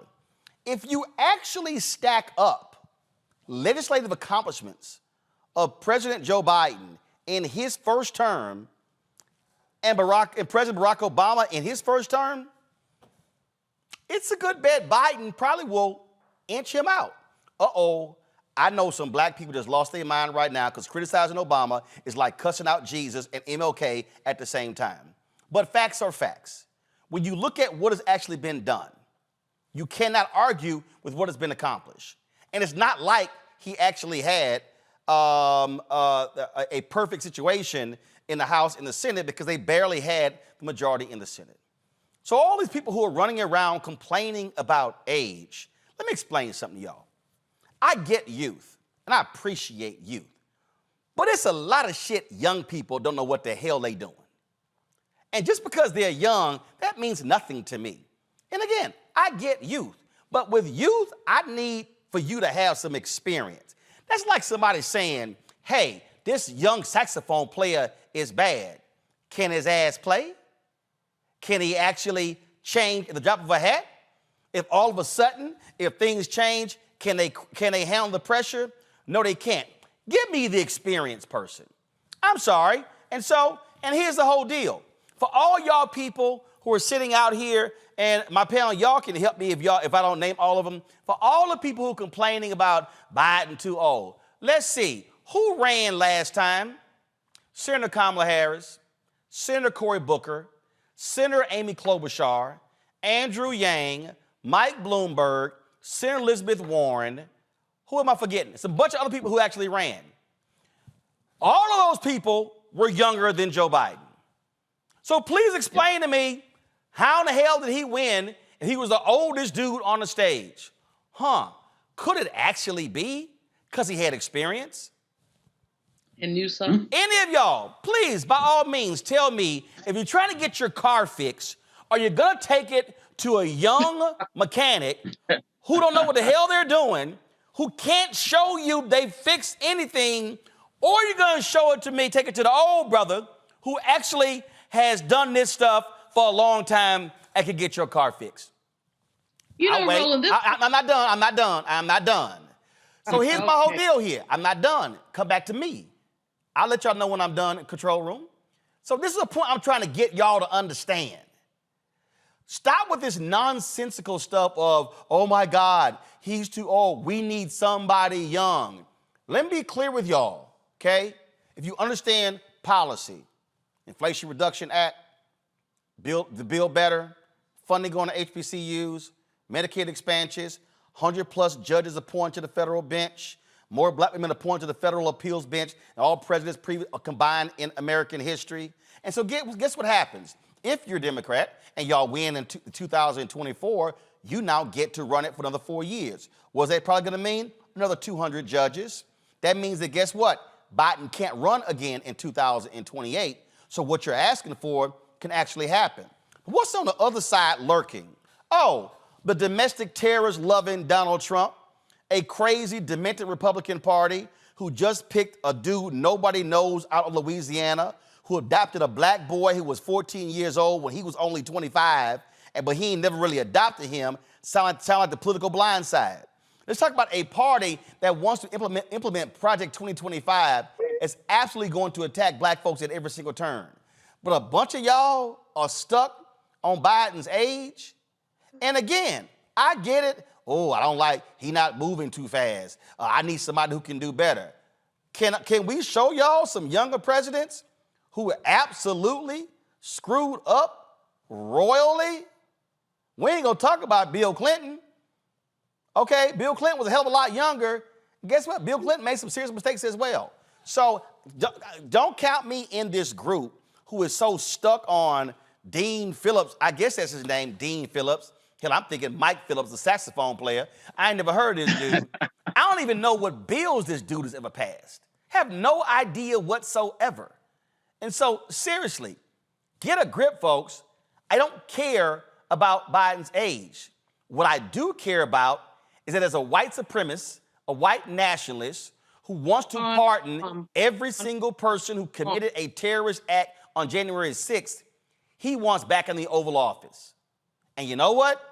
If you want to support him, you can go to hell too, because he is evil incarnate. And trust me, when he gets in, if you think he was Damon last time, no, trust me, Lucifer will be showing up himself. Now you can comment, Julianne. You know, Roland, Bill Maher is crazy. I don't know. He mentioned the guy was 52 like 3 times. He didn't mention anything else about him. Just he's 52. So 52 and a quarter will get you a paper. Not 52. If this guy is serious, he ought to be running ads that talks about his accomplishments. If he's serious, he ought to be surrounded by a diverse group of people who are supporting him. If he's serious, he ought to make a case for himself, not a case against Biden. So the fact that he's 52 just means that he's had 52 runs around the sun. It doesn't mean anything else. There are I don't know how many million 52-year-olds who are in the same situation as he. I'm just cracking up. But thanks for lifting this up and for dealing with Bill Maher, who has started out progressive, has become increasingly demented, I think, in terms of some of his positions and his ire against President Biden. You're right. You can't do anything about your age. You can do something about your behavior. And from my perspective on student loans, on any number of other issues, President Biden has behaved correctly. Congo. You know, I'm reminded of Susan Sarandon back in 2016 was talking about, I don't think I could support Hillary Clinton because she was a Bernie Sanders supporter. And, basically talking about, well, if Trump gets elected, it'll kind of, bring the revolution in faster. These Sarandon types, Maher types, they're not fully threatened they don't feel threatened by what could happen, from another Trump presidency. And so they have, so Maher has no problem speaking out because whatever he feels like whoever comes in, he's going to be all right. And that is part of the problem. As we talked about in the last segment, this is another thing that can help take votes away from Biden. People won't vote for Trump, but they'll just stay home or maybe go for this Phillips guy in some way, shape, or form. And we keep going down to the least experienced people trying to rise to these positions of power. You used to actually have to have experience before you became Speaker of the House, but now it's like, let's just get anybody in there. Oh, this guy is 54, Phillips, let's just get anybody in there. And so I'm hoping that more Democrats will speak up now, not wait 6 months, 7 months, and to do exactly what you're doing right now, Roland, and say that we are coming behind Biden right now before anybody else tries to get funny with this business, and start to work internally as well as externally to start to shut this down. Because between that and you got Kennedy as the independent and all of these, and Cornel West out there, doing all of these things. Vote here, vote there. You got Youngkin with the prisoners and what he's doing there, DeSantis and the like. And Biden can be poised to lose a lot of votes he could actually need to become president. And so this Phillips stuff, it needs to be shut down. Now is not the time. And I don't know if he's trying to prepare himself to get some exposure for 2028, but whatever it is, he's got to dead that. The thing here, Renita, is, again, I hear a lot of Bernie Sanders people talking. He's 82 as well. Hello. Renita, go ahead. I have two thoughts on this. Number one, you're never going to catch me supporting coronations by the Democratic Party. So if this man wants to run, let him run. He has the freedom to do that. Let him make his case just like Biden does. And for the folks that are so overly excited about Biden, then his accomplishments will clearly outweigh what this guy is bringing in the primary and shouldn't be a problem. But the second thing is, I don't think that these comments were directed for us. This is a news show that talks to mostly the black folks, and we talk about black issues. I do not hear black folks listing age as a top primary reason as to why they would or would not vote for a candidate. I've heard it. I've heard it. I mean, I guarantee you I've heard it. I'm not saying that you never hear, but what I'm saying is that's not the make or break. I don't know any black person saying, even if a candidate did every single thing that I wanted, I would not vote for them because they were a certain age. I don't hear that. I hear black folks having issues with policy and issues with what they feel like was not done and unforced errors. I do not know any black people who have said age of the candidate is the top number one litmus test of how I'm going to use my vote. So I just think at the end of the day, this comment that came out from Bill Maher was not directed at our community. I kind of agree with what Oma Congo is saying, which is when you are not the community feeling the majority of the pain, then I think you do kind of look for superficial things to base your vote on, because it doesn't really matter who gets elected because you're going to be okay. I don't think it was directed for us. Well, I can tell you right now, I've heard this. I've traveled this country. I've been to a whole bunch of cities. I've actually heard that. I've seen it talked about even on our chat boards, things along those lines. All I'm simply saying is this here. Just because you want a younger candidate, the question is, can they do the job? I just look at who can do the job. Because you know what? It's a whole bunch of people out here who are talking about he's too old. Let me help y'all out. Auntie Maxine, she 85. Is she doing the job? Mm-hmm. So it ain't always about age. Again, I just told y'all, Bernie Sanders 82. Roland, one more thing. If you look at it, what I do think is also interesting, again, I don't think age should be anything that anybody should really be considering. But when you look at it, people never bring this up about Trump, who is essentially the same age. You do not hear anything about Trump's age. So I do think that, again, like I said, I think that this is you don't hear it because, let's be clear, mainstream white media wants Donald Trump back in the White House because they want the chaos every single day because they made a lot of money when he was president. Period. Roland. I got to go to a break, but that's literally what the former president of CBS said. He said, listen, Trump, he said, may not be good for America, but he's great for CBS. That's what the media wants because, frankly, they think Biden is boring because they like the chaos. Well, you know what? Those fools can yell all they want to. Last thing I want to see is that orange fool back in there. The only thing I want to see Donald Trump in is an orange jumpsuit. Folks, I got to go to a break. First of all, Makongo, Renita, Julian, thanks for being on today's panel. We come back. I'm sitting down talking with TMF about their new single. And also, these are the folks who, for a long time, with Frankie Beverly and Mays. Now they're not. What happened? Let's break it down. We'll talk about it when we come back. Roland Martin Unfiltered right here in the Black Star Network. Support us in what we do. We want y'all, of course, join our Brina Funk fan club. Your dollars make it possible for us to do what we do. We're fighting a good fight when it comes to these advertising, folks. But we'll, of course, need your support. So you check your money over to P.O. Box 57196, Washington, D.C., 20037-0196. Cash App is $RM Unfiltered. PayPal are Martin Unfiltered. Venmo is RM Unfiltered. Zelle, Roland at RolandSMartin.com. Roland at RolandMartinUnfiltered.com. Don't forget, you can also download our app, the Black Star Network app. Apple phone, Android phone, Apple TV, Android TV, Roku, Amazon Fire TV, Xbox One, Samsung Smart TV. Don't forget to get a copy of my book, White Fear, How the Browning of Americans Making White Folks Lose Their Minds. Available. Bookstores nationwide, Ben Bella Books, Indie Books, of course, Amazon, Barnes & Noble. You can also download the audio version on Audible. Also, you can watch our 24-hour, 7-day-a-week streaming channel on various platforms. Plex TV, Amazon News, Amazon Freevee, as well as Amazon Prime Video. You can also tell Alexa, play news from the Black Star Network. We'll be right back. Hatred on the streets, a horrific scene, a white nationalist rally that descended into deadly violence. White people are losing their damn minds. as an angry pro-Trump mob storms the U.S. Capitol. We've seen shots. We're about to see the rise of what I call white minority resistance. We have seen white folks in this country who simply cannot tolerate black folks voting. I think what we're seeing is the inevitable result of violent denial. This is part of American history. Every time that people of color have made progress, whether real or symbolic, there has been what Carol Anderson at Emory University calls white rage as a backlash. This is the rise of the Proud Boys and the Boogaloo Boys. America, there's going to be more of this. Here's all the Proud Boys, guys. This country is getting increasingly racist in its behaviors and its attitudes because of the fear of white people. The fear that they're taking our jobs, they're taking our resources, they're taking our women. This is white fear.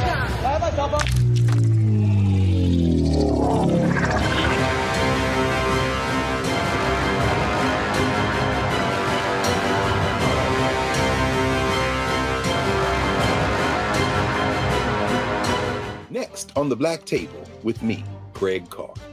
Immigrants lured off Texas streets and shipped to places like Martha's Vineyard and Washington, D.C.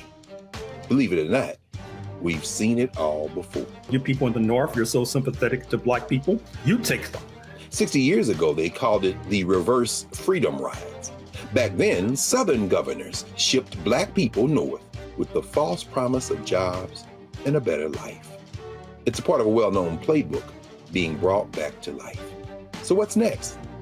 That's next on the Black Table, a conversation with Dr. Gerald Horne about this issue of the reverse freedom rides, right here on the Black Star Network. On the next Get Wealthy with me, Deborah Owens, America's Wealth Coach, are you trying to figure out how to earn more revenue in your business during these volatile times? Learn how to tap into the largest marketplace in the world through government contracting. Our next guest, Akia Hardnett, will be sharing how you can get wealthy through government contracting. We got a young lady, government assistance to government contracts. She literally was on government assistance when she came to us, and in less than a year, she has been winning multiple government contracts, and it has changed the trajectory of her family. That's right here, only on Black Star Network.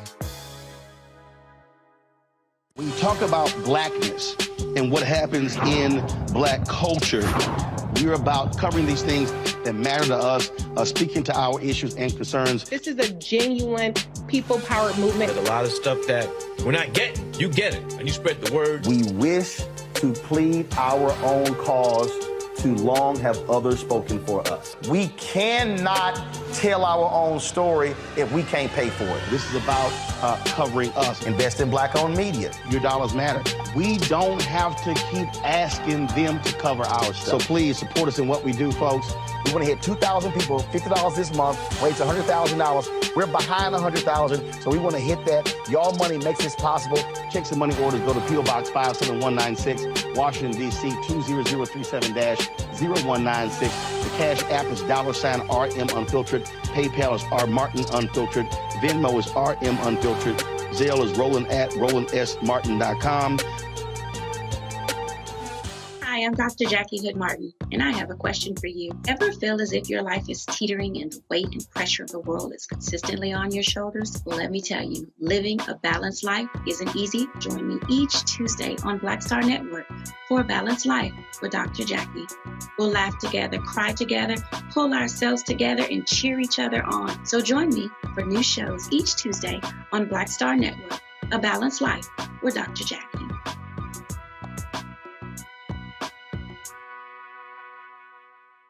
I'm Dee Barnes, and next on The Frequency, we talk to award-winning screenwriter and director Chanel Dupree about her film, You Think You're Grown, the adultification of young Black girls. This is a conversation that all women can relate to. This woman was like, oh my God, I went through this when I was a kid. She wore something, it was a maxi dress, but the way it fit on her body, this female teacher thought that she looked too grown and spun her around in front of a male teacher and said, do you think she looks grown, right? Oh my God. So that's next time on The Frequency on the Black Star Network. I'm Faraji Muhammad, live from LA. And this is The Culture. The Culture is a two-way conversation. You and me. We talk about the stories, politics, the good, the bad, and the downright ugly. So join our community every day at 3 p.m. Eastern and let your voice be heard. Hey, we're all in this together. So let's talk about it and see what kind of trouble we can get into. It's The Culture, weekdays at 3, only on the Black Star Network. Next on the Black Table with me, Greg Carr. Immigrants lured off Texas streets and shipped to places like Martha's Vineyard and Washington, D.C. Believe it or not, we've seen it all before. You people in the North, you're so sympathetic to black people, you take them. 60 years ago, they called it the reverse freedom rides. Back then, Southern governors shipped black people north with the false promise of jobs and a better life. It's a part of a well-known playbook being brought back to life. So what's next? That's next on the Black Table, a conversation with Dr. Gerald Horne about this issue of the reverse freedom rides, right here on the Black Star Network. When you talk about blackness and what happens in black culture, we're about covering these things that matter to us, speaking to our issues and concerns. This is a genuine people-powered movement. There's a lot of stuff that we're not getting. You get it, and you spread the word. We wish to plead our own cause. Too long have others spoken for us. We cannot tell our own story if we can't pay for it. This is about covering us. Invest in black-owned media. Your dollars matter. We don't have to keep asking them to cover our stuff. So please support us in what we do, folks. We want to hit 2,000 people, $50 this month, raise $100,000. We're behind 100,000, so we want to hit that. Y'all money makes this possible. Check some money orders. Go to P.O. Box 57196, Washington, D.C. 20037-0196. The Cash App is $RM Unfiltered. PayPal is R Martin Unfiltered. Venmo is RM Unfiltered. Zelle is Roland at RolandSMartin.com.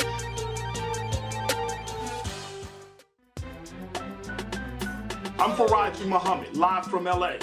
And this is The Culture. The Culture is a two-way conversation. You and me. We talk about the stories, politics, the good, the bad, and the downright ugly. So join our community every day at 3 p.m. Eastern and let your voice be heard. Hey, we're all in this together. So let's talk about it and see what kind of trouble we can get into. It's The Culture, weekdays at 3, only on the Black Star Network. Me, Sherry Shepard, with Sammy Roman. I'm Dr. Robin B., pharmacist and fitness coach, and you're watching Roland Martin Unfiltered.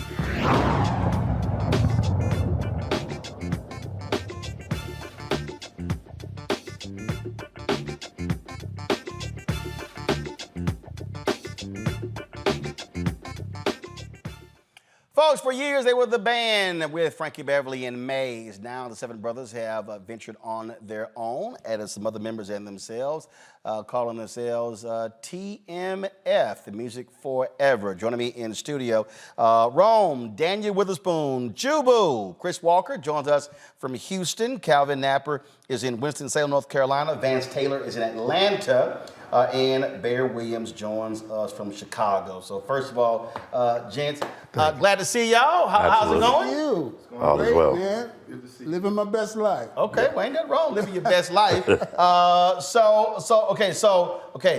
TMF stands for what? The Music Forever. It's All an right. acronym for the Music Forever. All right, because in February when the release came out of y'all launching the tour, it was something else. It was. Right. Yes. The Maze All right. factor at the time. Huh? It was the Maze factor at the time. Gotcha. All right, so how did we get here? For the longest, you were one of the founding members of Maze, right? Yeah. All right, how long, you were in the group for how long? 23 years. 23 years? 2 years. 2 years. And who else is on? There's 20 years. Calvin's 13 years. Vance is 20 years as well. Got it. So that's a long, long time. Yeah. What happened? How did we get to this point? Well, I think Bear can explain that. All right, Bear? Bear, you got me? Doing, Roland. All right, yeah. Basically, let me just start by saying thank you for having us on. Thank you for allowing us to clear the air, if you will, about this particular subject. We had basically a breakdown in communication with the new management company that took over after our former management suddenly passed away about almost 2 years ago now. Yep. And so there was a new management team brought in. We did not know them. We had been with the other team for as long as I've been there for 20 years, and so they came in, they promised us, transparency. They promised us open book, open door policy. And at first everything seemed like it was going to be just that. But as quickly it started to deteriorate, less and less communication. And the communication thing finally came to a head.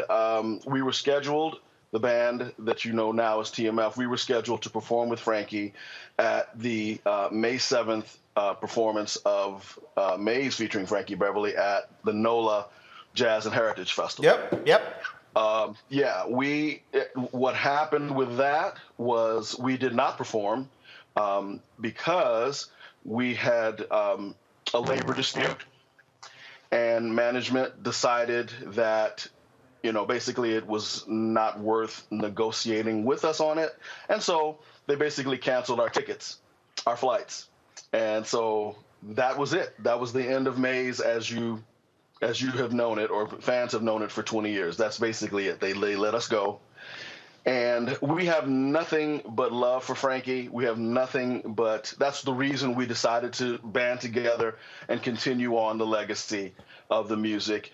Frankie has not retired. We never said he was retired. We never said that that he should have retired. We never tried to attempt a coup to take over the band. That was some things that are said. There's been a lot of erroneous things said online about us, which simply are not true. We have nothing but the utmost respect and love for Frankie, and we just wanted to see the music in our way continue. And that's basically it. If anybody else wants to add anything, they certainly can. But that's it from my perspective. It was basically just a labor dispute. Sometimes things don't work out. And was it painful? Sure, of course it was. It's a long, long time to be with someone, in that capacity and not, end up with that person. You think you're going to be, ending up that, for the duration. And it just didn't work out that way. But we're glad that we have been able to band together as a group and continue on with TMF. Of course, we've got the new single out, Making Love to the Music, and that's where we are, Roland. It was surprising and shocking to a lot of different people, and because you're talking about long-standing relationships. Oh yeah, 55 years for me. Roland came up with the name Maze. Roland named the band. Mm-hmm. And to add to what Bear just said, the hurtful part was you have new people coming in that we didn't even know these people. We weren't even allowed to talk to Mr. Beverly. We weren't allowed to, we only saw him when we hit the stage. So it was just really, really weird. But we had always talked about the thing that kept us together was our love for each other. We have a strong love for each other. So, I was really saying, hey man, let's keep playing. Let's keep playing the music. And ironically, when you broke the story, you text me the night before at 10 o'clock. And they will tell you, I'm nocturnal. That one particular night, I fall asleep. I wake up in the morning. I'm like, yo, I get a text from Roland, what's going on? And you say, hey man, what's going on? Next thing I turn on the TV, and the story is out there. So that was ironic, but because I had just saw you the week earlier in Los Angeles. Yep. And so it really was just a breakdown in management. And me personally, I just felt it was very, very disrespectful, the way the new regime started to handle us. Basically, you are sidemen. And I was like, sidemen, if that's the case, then why are we on the pictures? Why are we on the t-shirts? Why are we on the website? Why are we, I'm not a sideman. That's not what Frankie told me. Frankie said, we're a band. So it really was a breakdown in management, and we were never able to speak to Mr. Beverly. And once again, like Bear said, the hurtful thing is we are a band of brothers, and we love that man. I mean, I love that man. I was playing with Whitney Houston. He called me himself. And I left immediately because I love this band and I love that man. So that's the thing that's important to me, that the people know that it's nothing against Mr. Beverly. Yeah, and more importantly, Go ahead. Correct. With this band, I mean, with these musicians, I mean, just phenomenal musicians and their body of work. I mean, if you went around the horn, they played and performed with some iconic people. And having that, there was no way we were going to just allow anything but us sticking together, even after Frank decided to retire. Our plan was always to continue as a band and close a chapter and begin a new journey. Have y'all talked to Frankie since? No. No, I reached out to him. I left him a heartfelt message. But again, it's a lot of control on that end. A lot of control. I mean, that has to be surprising. I mean, because look, it's not like, like some folks where they perform, occasionally. Y'all on the road constantly. Y'all were forever. 9 months out of the year, easy. I forgot, I'm sorry I forgot his name, but when, was he your drummer? When he passed, McKinley Williams. He was our other percussionist. Right, and you were on tour. Yes. And he passed away. Yeah. Y'all performed that. We were in Tennessee. Yeah. We were in Chattanooga, Tennessee, and they pronounced him passed at about 5 o'clock. He had a heart attack. He had a heart attack, and Frankie called each one of us individually, and he said, "What do you guys think?" And honestly, we all said McKinley would want to perform, and I mean, we were all crying, and it was crazy, but that might have been one of our best shows because that's who he was. He was a player. He played. That's what he lived for. So we did that to honor him, but it was tough. Of course. I'll say when I got a notification, I was kind of like, yo, what is this? When you're announcing this, you did your first performance together. Christopher, that was in Atlanta, correct? Father's Day. Chastain Park. Yeah. Father's Day? Anthony Hamilton. Yeah, Anthony Hamilton. Chris? Sure. Yes, I'm here. Go ahead. Just talk about, again, getting together and that first performance in Atlanta. Well, for me, that was a bit scary because, the audience was so used to seeing these guys with Frankie for so many years. I was on pins and needles because, of course, I'm a huge fan and I've been a fan for so many years. In fact, I got my start in the business working with Regina Bell, and her first tour was opening for Maze featuring Frankie Beverly. I was 19 years old, and I was singing a duet in the show with her. And many nights I would look in the wing, and there would be Frankie standing there listening. And on a number of occasions, he came up to me and said, "Young man, keep doing what you're doing. You have a great voice. You're going to make it one day." Of course, fast forward, I never thought in a million years that I would be in this position working with these incredible guys. So Chastain Park, we're there. We walk out on stage. The audience is sitting there with their arms folded, mean mugging us. I mean, it was tough. So the first 4 songs, and again, hold on. So for the audience to understand, and so this was the press release. So the people at home probably saying, "Okay, I understand why they were." No, do not go. No, just stay on me. Just understand, folks. This was the press release, and this is probably why they were like, "Man, what in the hell is going on?" And it was TMF, formerly of Maze, featuring Franklin Beverly kickoff tour in Atlanta, an all-white affair. Now you can go into it. An all-white affair starring Anthony Hamilton and the formerly of Maze featuring Frankie Beverly. Okay, and so then they had the photo as well. So the audience was probably like, what in the hell is going on? Is this like an imposter group? Because look, those of us who understand music, we know the Temptations, when they sued Dennis Edwards, you've had the Spinners, you've had these sort of different groups. And so, Chris, go ahead. You said the audience was arms folded, looking like, what y'all gonna do? Look here. So the first thing I said when I addressed them, I said it's pretty obvious. We know who I'm not, and who I'm not trying to be, and I can't be. No one can ever replace Frankie Beverly. You know. So once y'all came out there in all that white. Well, you know. So they were really trying to cuss y'all out. Go ahead. But I'll tell you, man. After we, of course, before we go on stage, we pray, and the guys told me, they said, just speak from your heart. And after I addressed them, it was like pouring water on hot water on ice. The audience, there was a shift in the atmosphere, and they embraced us. And from that moment on, they couldn't deny it. I mean, and people were out there, you know, you could see heads moving and the toes tapping, but in those first 4 songs, they were just confused and in their emotions. But after that, man, it was a party, and we ended the night with a standing ovation. Let me jump in there, Chris. So they would look at y'all like the guest preacher? Well, here's the thing, though. Here's the thing.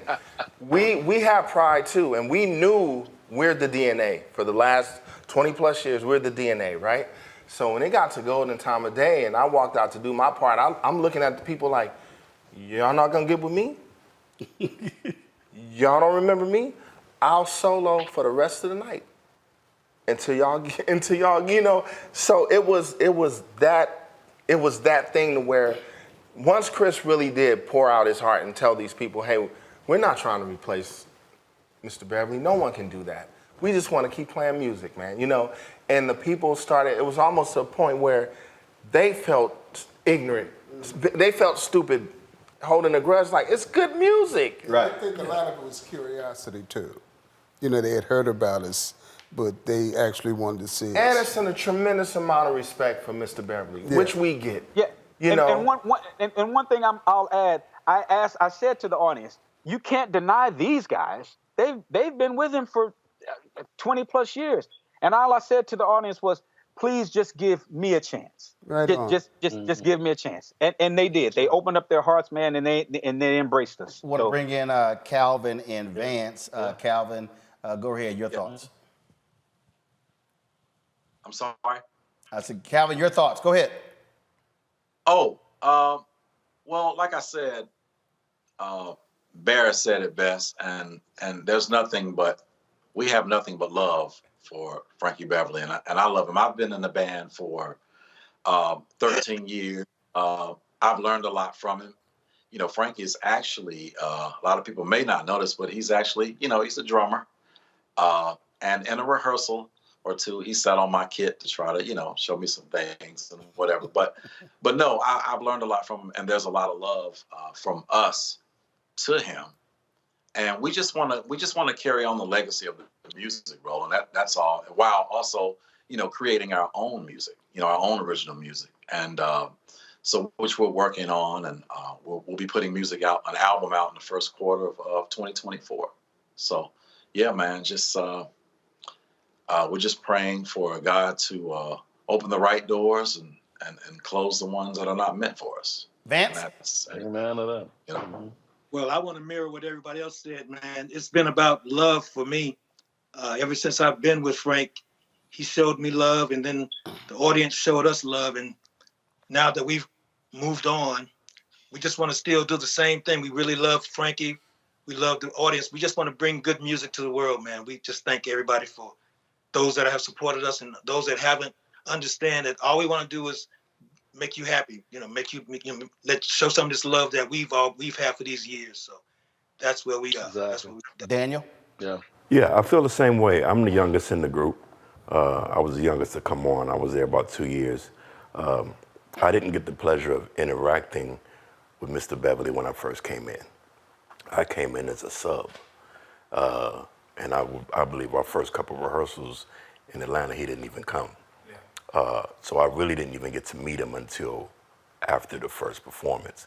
But then about a year later, I got a phone call from him asking to be a part. And we've been there for 2 years, and it was a good time. Myself and Calvin have about 25 years of history together. I've known some of the guys together, and we've just grown together, and TMF has formed a great brotherhood, and we're really excited to release some music. Mm-hmm. these people, they think I never pay attention, but I see everything. And I would love to get your response to this, because I think this is sort of what you talked about. So this person named Brother King Lee, this is interesting. He goes, the audience wants the real thing. I love music. For me, it doesn't matter if I know the name of the musicians. But the problem with that is the musicians were the one playing the music. So it's not like when you're talking about, I'll give you the perfect example. You mentioned performing with Whitney Houston. All right. So on her hit, I Will Always Love You. I know because I got all of his music. That's Kirk Whalum on saxophone. But the reality is, you went to see Whitney Houston. The difference here is, it was Maze featuring Frankie Beverly. It wasn't just, and again, I love Frankie. He knows exactly how I feel about him.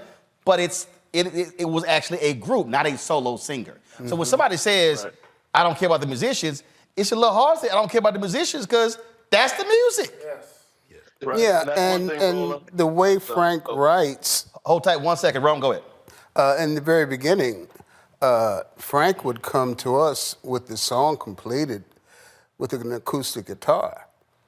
And cats would come up with their own lines, patterns, groove, and we all created that style. And in that, you can never say, of course, Frank is a solo artist, writer, producer, but it's always been band first. And without the band, Frank, if he wanted to, could have been a solo artist. But it's also why when you play the intro of some songs, the audience already knows what the song is before they even hear one lyric. Go ahead. I don't know who was speaking. I'm going to go to Jubal first, and then I'm come back to you. Go ahead. He could have been a solo artist, but he chose not to. And I would tell people all the time, Frankie was the last person to walk on the stage every night. Right. He would not go on that stage without the band. So for me personally, when management told me I was an independent contractor, man, that was so hurtful, man. Because that's never what even Frankie said. Frankie said, no, we are a band. We are a band. And the reason why the people loved it so much, because that's what you heard. You heard a band. Yeah, we were being led by an amazing artist, but it's a band, man. You know, it's an 18-wheeler. Undeniable. It's an 18-wheeler, and he was driving that thing. You know what I mean? But, you know, but it is what it is. Yeah. Whoever was speaking, go ahead. Go ahead. What I wanted to add to that, what I wanted to say was, no artist is an island. No one. I don't care who's singing. I don't care who wrote the songs. Those people that they incorporate in that conglomeration, that group, that whatever it is, there's a certain DNA that each musician brings to the table that makes or breaks that music. And for someone like you said to say, well, I don't care who's playing, you know, it's kind of I'll say it, it's insulting to someone who has been in the trenches as long as I have, as long as we have with this group. It's our DNA for the last 20 years for me. Well, it's our DNA. It's sort of like when the Funk Brothers, when the documentary came out, and people finally got a chance to know who these artists are, who actually played on more #1 hits than anybody else. You can't, you can't have a conversation about the Motown sound, and you call it the Motown sound, but you're only talking about the artists without understanding, yes, how those songs came together, and how it's put together. And a lot of people go ahead. The creativity came from everyone, and it always has with us and most artists that I know of. I mean, there's some solo artists, there's some exceptions. Prince played everything, so he didn't really need to do what Frank did. But for the most part, it's been a band, and Frank is a band guy. That's why he wasn't a solo artist. But Rome, even Prince, live, he had to have those players. They rehearsed for 6 months before they went on tour, because he had to massage those DNAs to make it what it was for that tour, that Whether moment. It's New Power Generation or any other different. Yeah, absolutely. And I also wanted to say this too, and I used to say this to Frank all the time, like, the music is bigger than the people that created it. The music stands. And we had some backlash when we first started this thing. How dare you guys go and play that music? And I would say, people, have you been to a local club lately? There's a million tribute bands Absolutely. that's playing this music. Right here in D.C. Yeah. Oh, I mean, I was in Birmingham and the group was playing. Whenever I travel the country, I like to go listen to live music. So I've been, when I was in St. Louis, when I was in Birmingham, I'll be anywhere. I'm like, yo, I'm gonna go hear some live music, and you're gonna hear. And then what's going to happen? You're going to hear the whole audience singing the song. And again, and they know the musical parts as well as the lyrics. And so they understand all of it. Right. Hold tight 1 second, go to a break. We come back. We're going to play your new single. We're going to talk about what is the new road ahead for TMF. Folks, you're watching this exclusive interview right here on Roland Martin Unfiltered on the Black Star Network. We'll be right back in a moment. When you talk about blackness and what happens in black culture, we're about covering these things that matter to us, speaking to our issues and concerns. This is a genuine people-powered movement. There's a lot of stuff that we're not getting. You get it, and you spread the word. We wish to plead our own cause.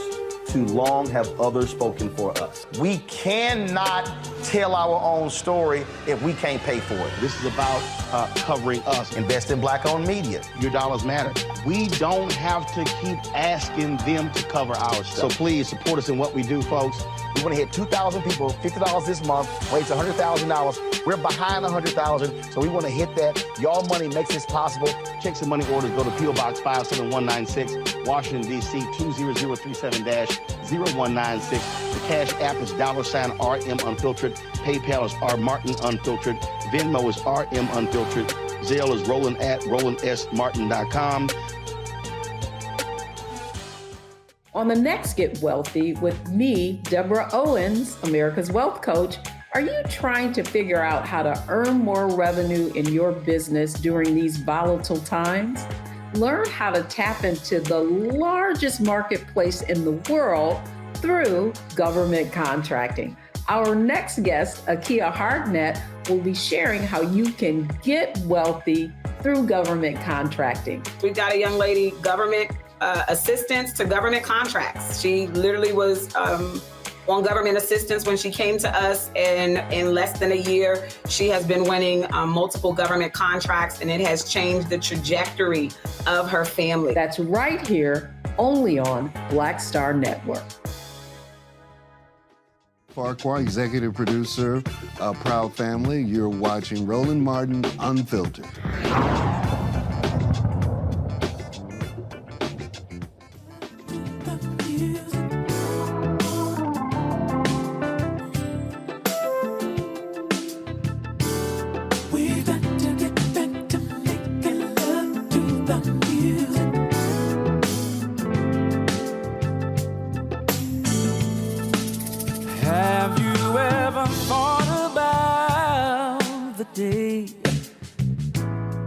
When we first met and everything was good, you were so sweet as the fresh morning dew, and I knew you were the one for me. You came into my world, gave me a reason to smile again.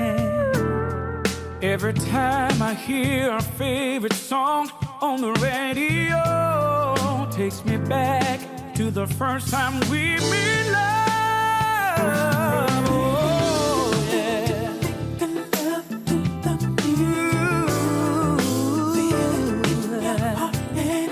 Feel it in your heart and in your soul, yeah.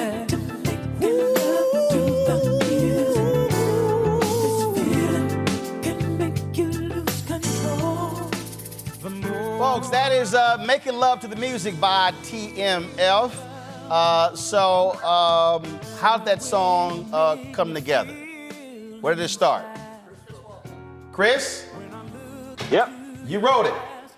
Yeah, I wrote it, of course, with these guys in mind, and I knew what they would bring to it, and they brought it to life, and it's a sensual song. It's grown folks music, which is something that I believe is missing today. Exactly. Yeah. So you say grown folks music. Mm-hmm. Yeah. It's grown up. I mean, it's real live musicians. We counted on repeatedly, went from top to bottom, tried it again, made our corrections, made our edits, put our life into it, put our energy to it, and we're very secure on who we are. We're very solid on not intimidated by the market.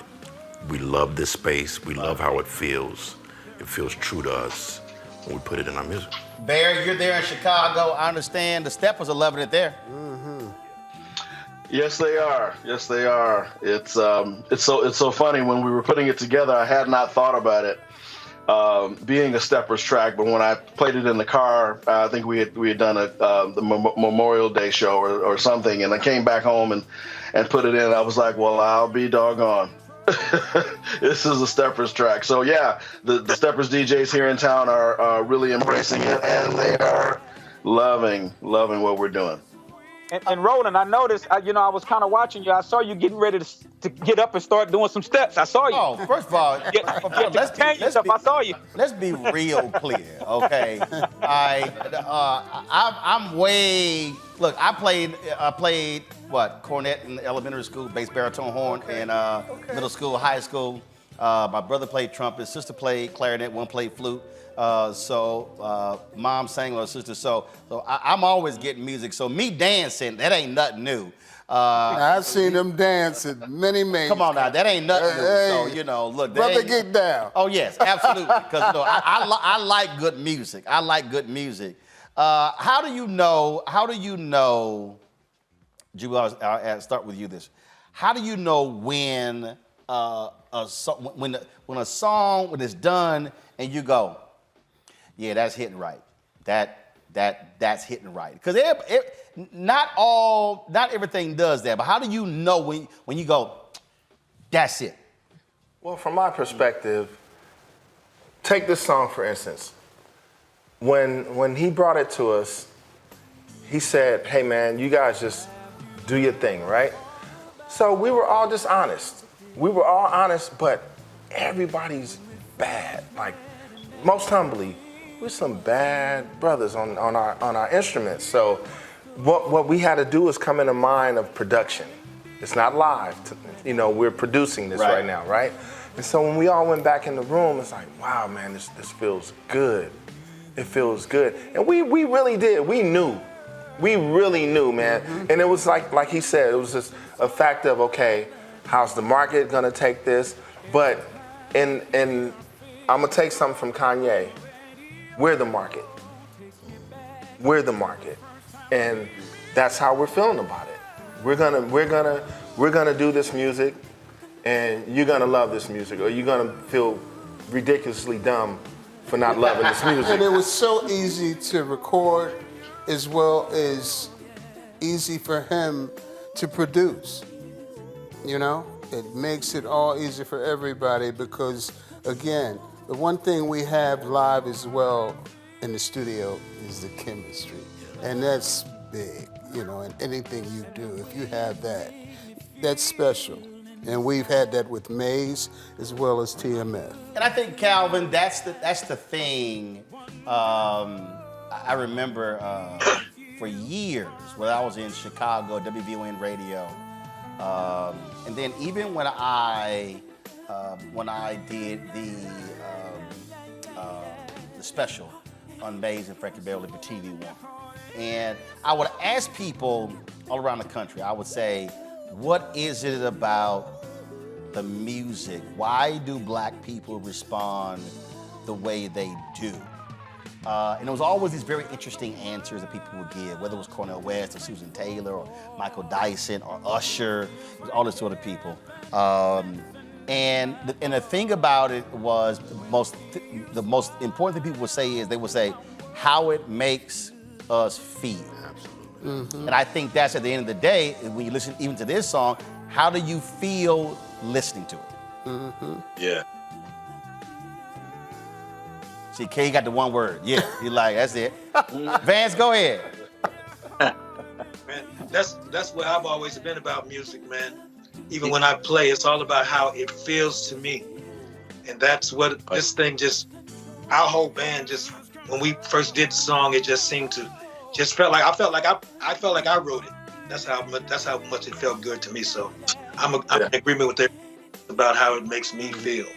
Chris, as a songwriter, explain to the public how when you write something, writing it looks totally different than how it comes out. So for you, seeing how the lyrics were received and then what the output was. Well, to be honest with you, I don't write the songs. I'm just a vessel that God uses to get the music out. Sometimes I'll sit down and play one note on the keyboard and a whole song will just appear. And I think it's just the Holy Spirit working through me to help people feel good. And the thing about it is when I'm in the moment and I'm writing it, it's like I get excited about it. And if I get excited about it, I believe that'll translate to someone else because of how I'm receiving it.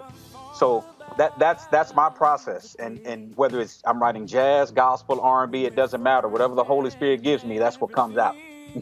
All right. Oh, I get it. Look, I don't write speeches. I just ask them how much time I got. I do. Boom. No, literally, I don't. All right. I don't even write. I gave a speech once. It was so funny. This woman's like, "Oh my God, that was amazing. We want to print the whole thing in our black newspaper." I was like, "Y'all better get somebody to transcribe it." She's like, "Can I get your notes?" I said, "Baby, ain't no notes." She's like, "You don't have any note cards?" I'm like, "Nope, that's all on top of my head." I said, "So transcribe it." That's one of your gifts. Period. That's one of your gifts. And so when you, but that's the thing that I think for a lot of people, again, when I go back to the music. So I said it earlier. And Bear, you can answer this. When anybody here has gone to a Maze featuring Frankie Beverly concert, you could play the first 10 seconds of a song. You play the first 5 seconds. In many cases, 3 seconds, and then the audience knows what the song is. Mm-hmm. That's when people understand the power of the music. So again, lyrics are one thing, music is another, and when those two things come together, that's what makes a great song. Bear, go ahead. Yeah, no, that's totally true. You know, we would have when we were touring as Maze. You know, like you said, we come out with "We Are One." Just the first ba-da-da-da, they know that immediately. They stand up immediately. Those first 3 notes. And it's just a magic when, like you said, when the lyric and the melody and the music and the musicianship come together. It's an amazing blessing. And so the other thing that I wanted to mention is the fact that we're talking about the process. We actually have a mini documentary that we did on YouTube, on our YouTube channel called TMF Making Love to the Music, the studio sessions, that actually shows our process and how we put the song together. It's about 11 minutes long. It's not long at all. But if people want to check that out, they can go to our YouTube, and that's all of our social media, by the way, is TMF The Soul Band, at TMF The Soul Band. So wherever they want to go. But yeah, people should check that out. It's a really cool way to see the process and how we put the whole thing together. Cool. Let's talk about album. So are you working on it now? Yeah, we have something coming out next year, around February, I believe it is. That's the target. And everyone will be writing.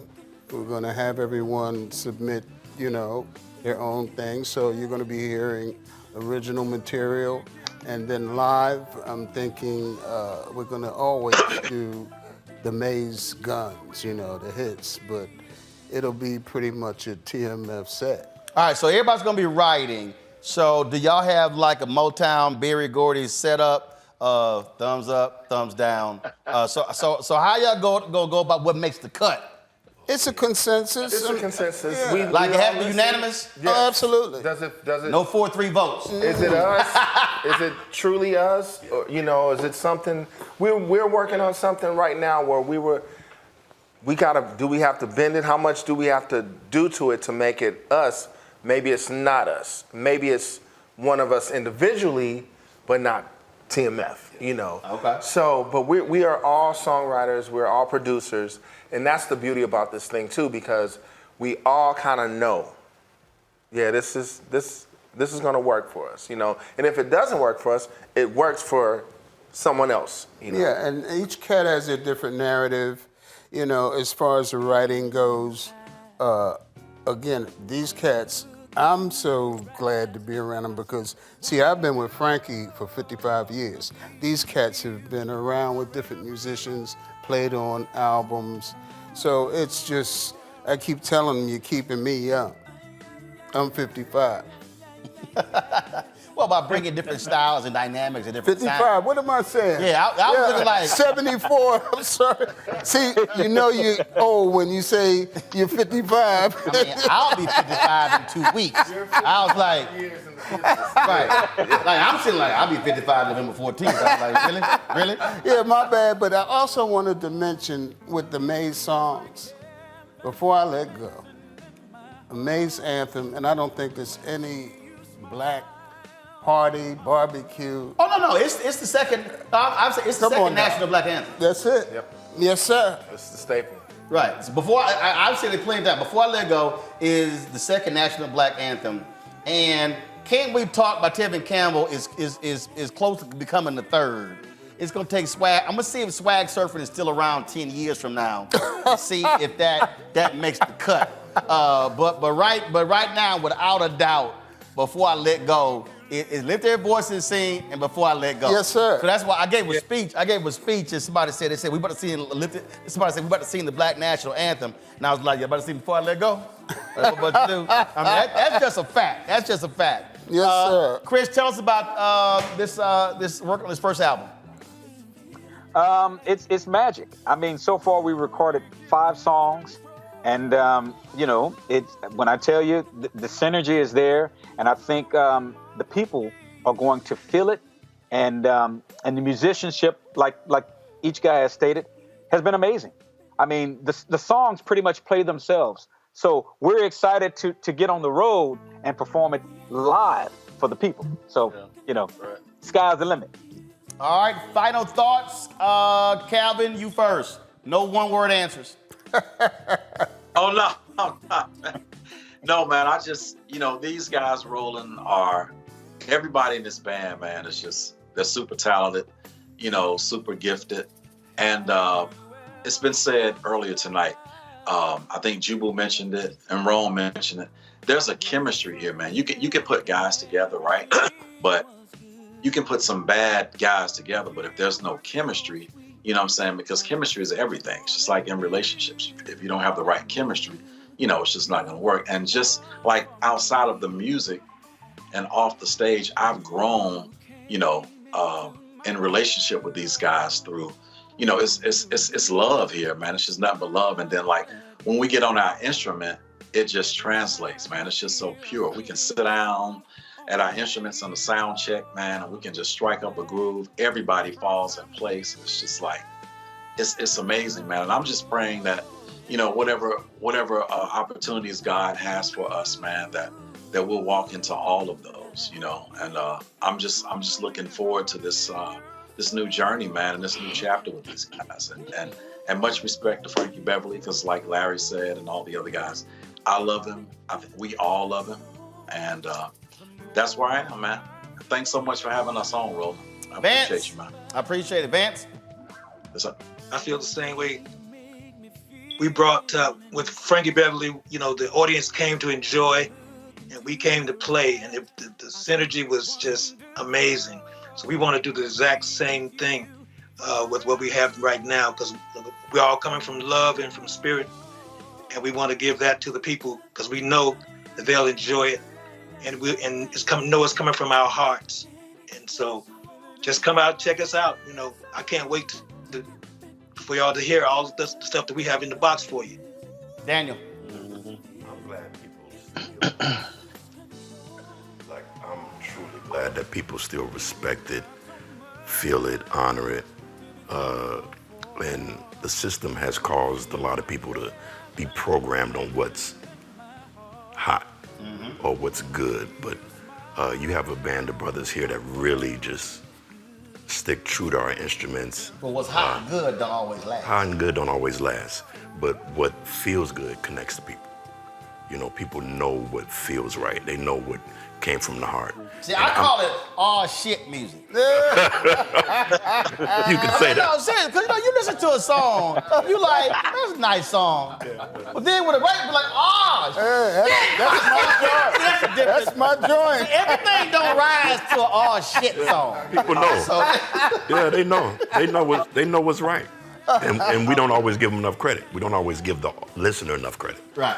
But I'm glad to be a contributor. I'm glad to be a part of it. And never knew 30, 40 years ago, this is where we'll be sitting and talking about extending live music. But we're here and we're gonna keep grinding. Chris. Well, the only thing I would like to ask is that for the public is just to keep TMF lifted in prayer, and also to keep Frank and his camp lifted in prayer. This is not easy, especially from my perspective, because of course Frankie can never be replaced, but singing those songs and honoring him is truly like a lifelong dream for me. So I just ask people to keep both camps lifted in prayer as we embark on this new journey as TMF. Jubu. The word for me is consistency. What has made Maze featuring Frankie Beverly the iconic group that they are? Consistency. Frank was consistency. He taught me consistency. What's leading TMF now, I'll give you a small secret. What has gotten us to this place, every Wednesday morning at 11 o'clock without fail, we have a Zoom meeting. That Zoom meeting starts with prayer. Then we go down the list of what we're trying to accomplish till we get to next Wednesday. That Zoom meeting ends with prayer. We are all God-loving, God-fearing men. And we have faith, and we're gonna be consistent. And like Chris said, all we ask is that you come and enjoy the music. That's all we ask for, because there's no animosity towards where we were in our past. We're just looking toward the future, and we want everybody to be blessed. There. Wow, I mean, it's an incredible place that we're in right now. Again, I'm just piggybacking off of what everybody else said. Nothing but love for Frank and his camp, and nothing but love for these guys here in TMF and our new journey together. The music is not only reaching here in the States, Roland, but it's also now catching fire over in Europe and in the UK. And we could not be happier about that. We're gearing up to really hit every place we can hit, because people are on our social media. People are like, come to Detroit, come to Buffalo, come to this place, come to that place, and I'm usually responding. I'm like, yeah, we're working on it, we're working on it. But that's really where this band lives. We love the studio, but it's a live band. We love and live for live.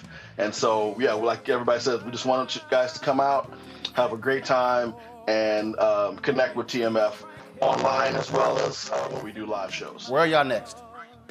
Detroit. When? 24th of November, day after Thanksgiving. And Mr. Martin, personally, thank you for sharing your platform with us. Yeah, absolutely. Well, that's when you own it. Rome, you get to close us out. Yeah, I want to also, we go back a long way, man. Thank you for your support throughout. We'll go back 55 years, but go ahead. Yeah, thank you so much, man, because you've been a part of that journey as well.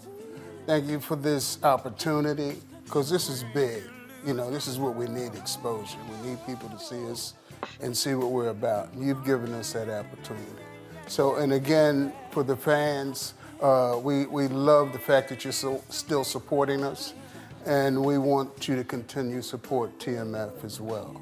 And thanks, brother. This means a lot. I appreciate it. Trust me. I appreciate it. Yes, sir. When Nell sent me the song, I was like, all right, I see we got a groove to it. I was like, okay. I was in the car, so I couldn't dance. But I always play music on my Instagram Live. I'm always doing that. And the thing about it is, for me, what I love about music is you could be in a bad mood, you could be awful, you could have got fired, your woman could have left you, your man could have left you, you could have failed a grade or whatever, but you put certain songs on, and it's gonna completely transform your mind, transform your energy. It makes you remember mother and father, it makes you remember nostalgic. All of that. So there are markers in life, and so I think that's what great music does. And again, as somebody who played in the band, I have a different appreciation for musicians. I'm fine with folk who sing all kind of electronic stuff, but it's something different when that live band is really getting going. So I really hope the people certainly appreciate what y'all are doing. Frankie still travels. He still performed with Maze featuring Frankie Beverly. When I remember when I did the story, there were some people who were, it was all on social media speculating, oh, he's retiring. And I hit him, I hit Pam. I was like, hey, is this true or not? Because that's me. I'm always check first. I'm gonna hit folk direct. And it was so funny. Reve called me upset. Why you didn't call me? I'm like, well, I hit the source first. I said, hell, I don't go to number 2. I go to number 1. That's how I roll. I said, please. That's how I roll. So that's. I'm sure she has some 4-letter words. I ain't care. I tell everybody, I don't go through conduits. I go right to the source. That's what I did. So glad to see he's still his thing. Mad love for him. And again, the music will live on. And so I appreciate this. And this is also why and we'll close it out with this, and I tell the audience this all the time.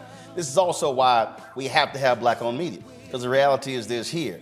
We've been chatting now probably about 40, 45 minutes. And look, I know how the CNNs of the world operate, know how they work, and the reality is they wouldn't see any value whatsoever. But when we have black-owned, we get to control it, we get to own it, and we got to ask permission. And I hope a lot of people who are watching learn from it. And now understand the backstory. Now folks don't have to run around because I've heard a lot of those rumors too. They were plotting. It was a mastermind, all this sort of stuff like that. And people now get to have understanding and again appreciate the music. So let me thank Calvin, Vance, Chris, and Bear. Thank y'all for joining us via Skype.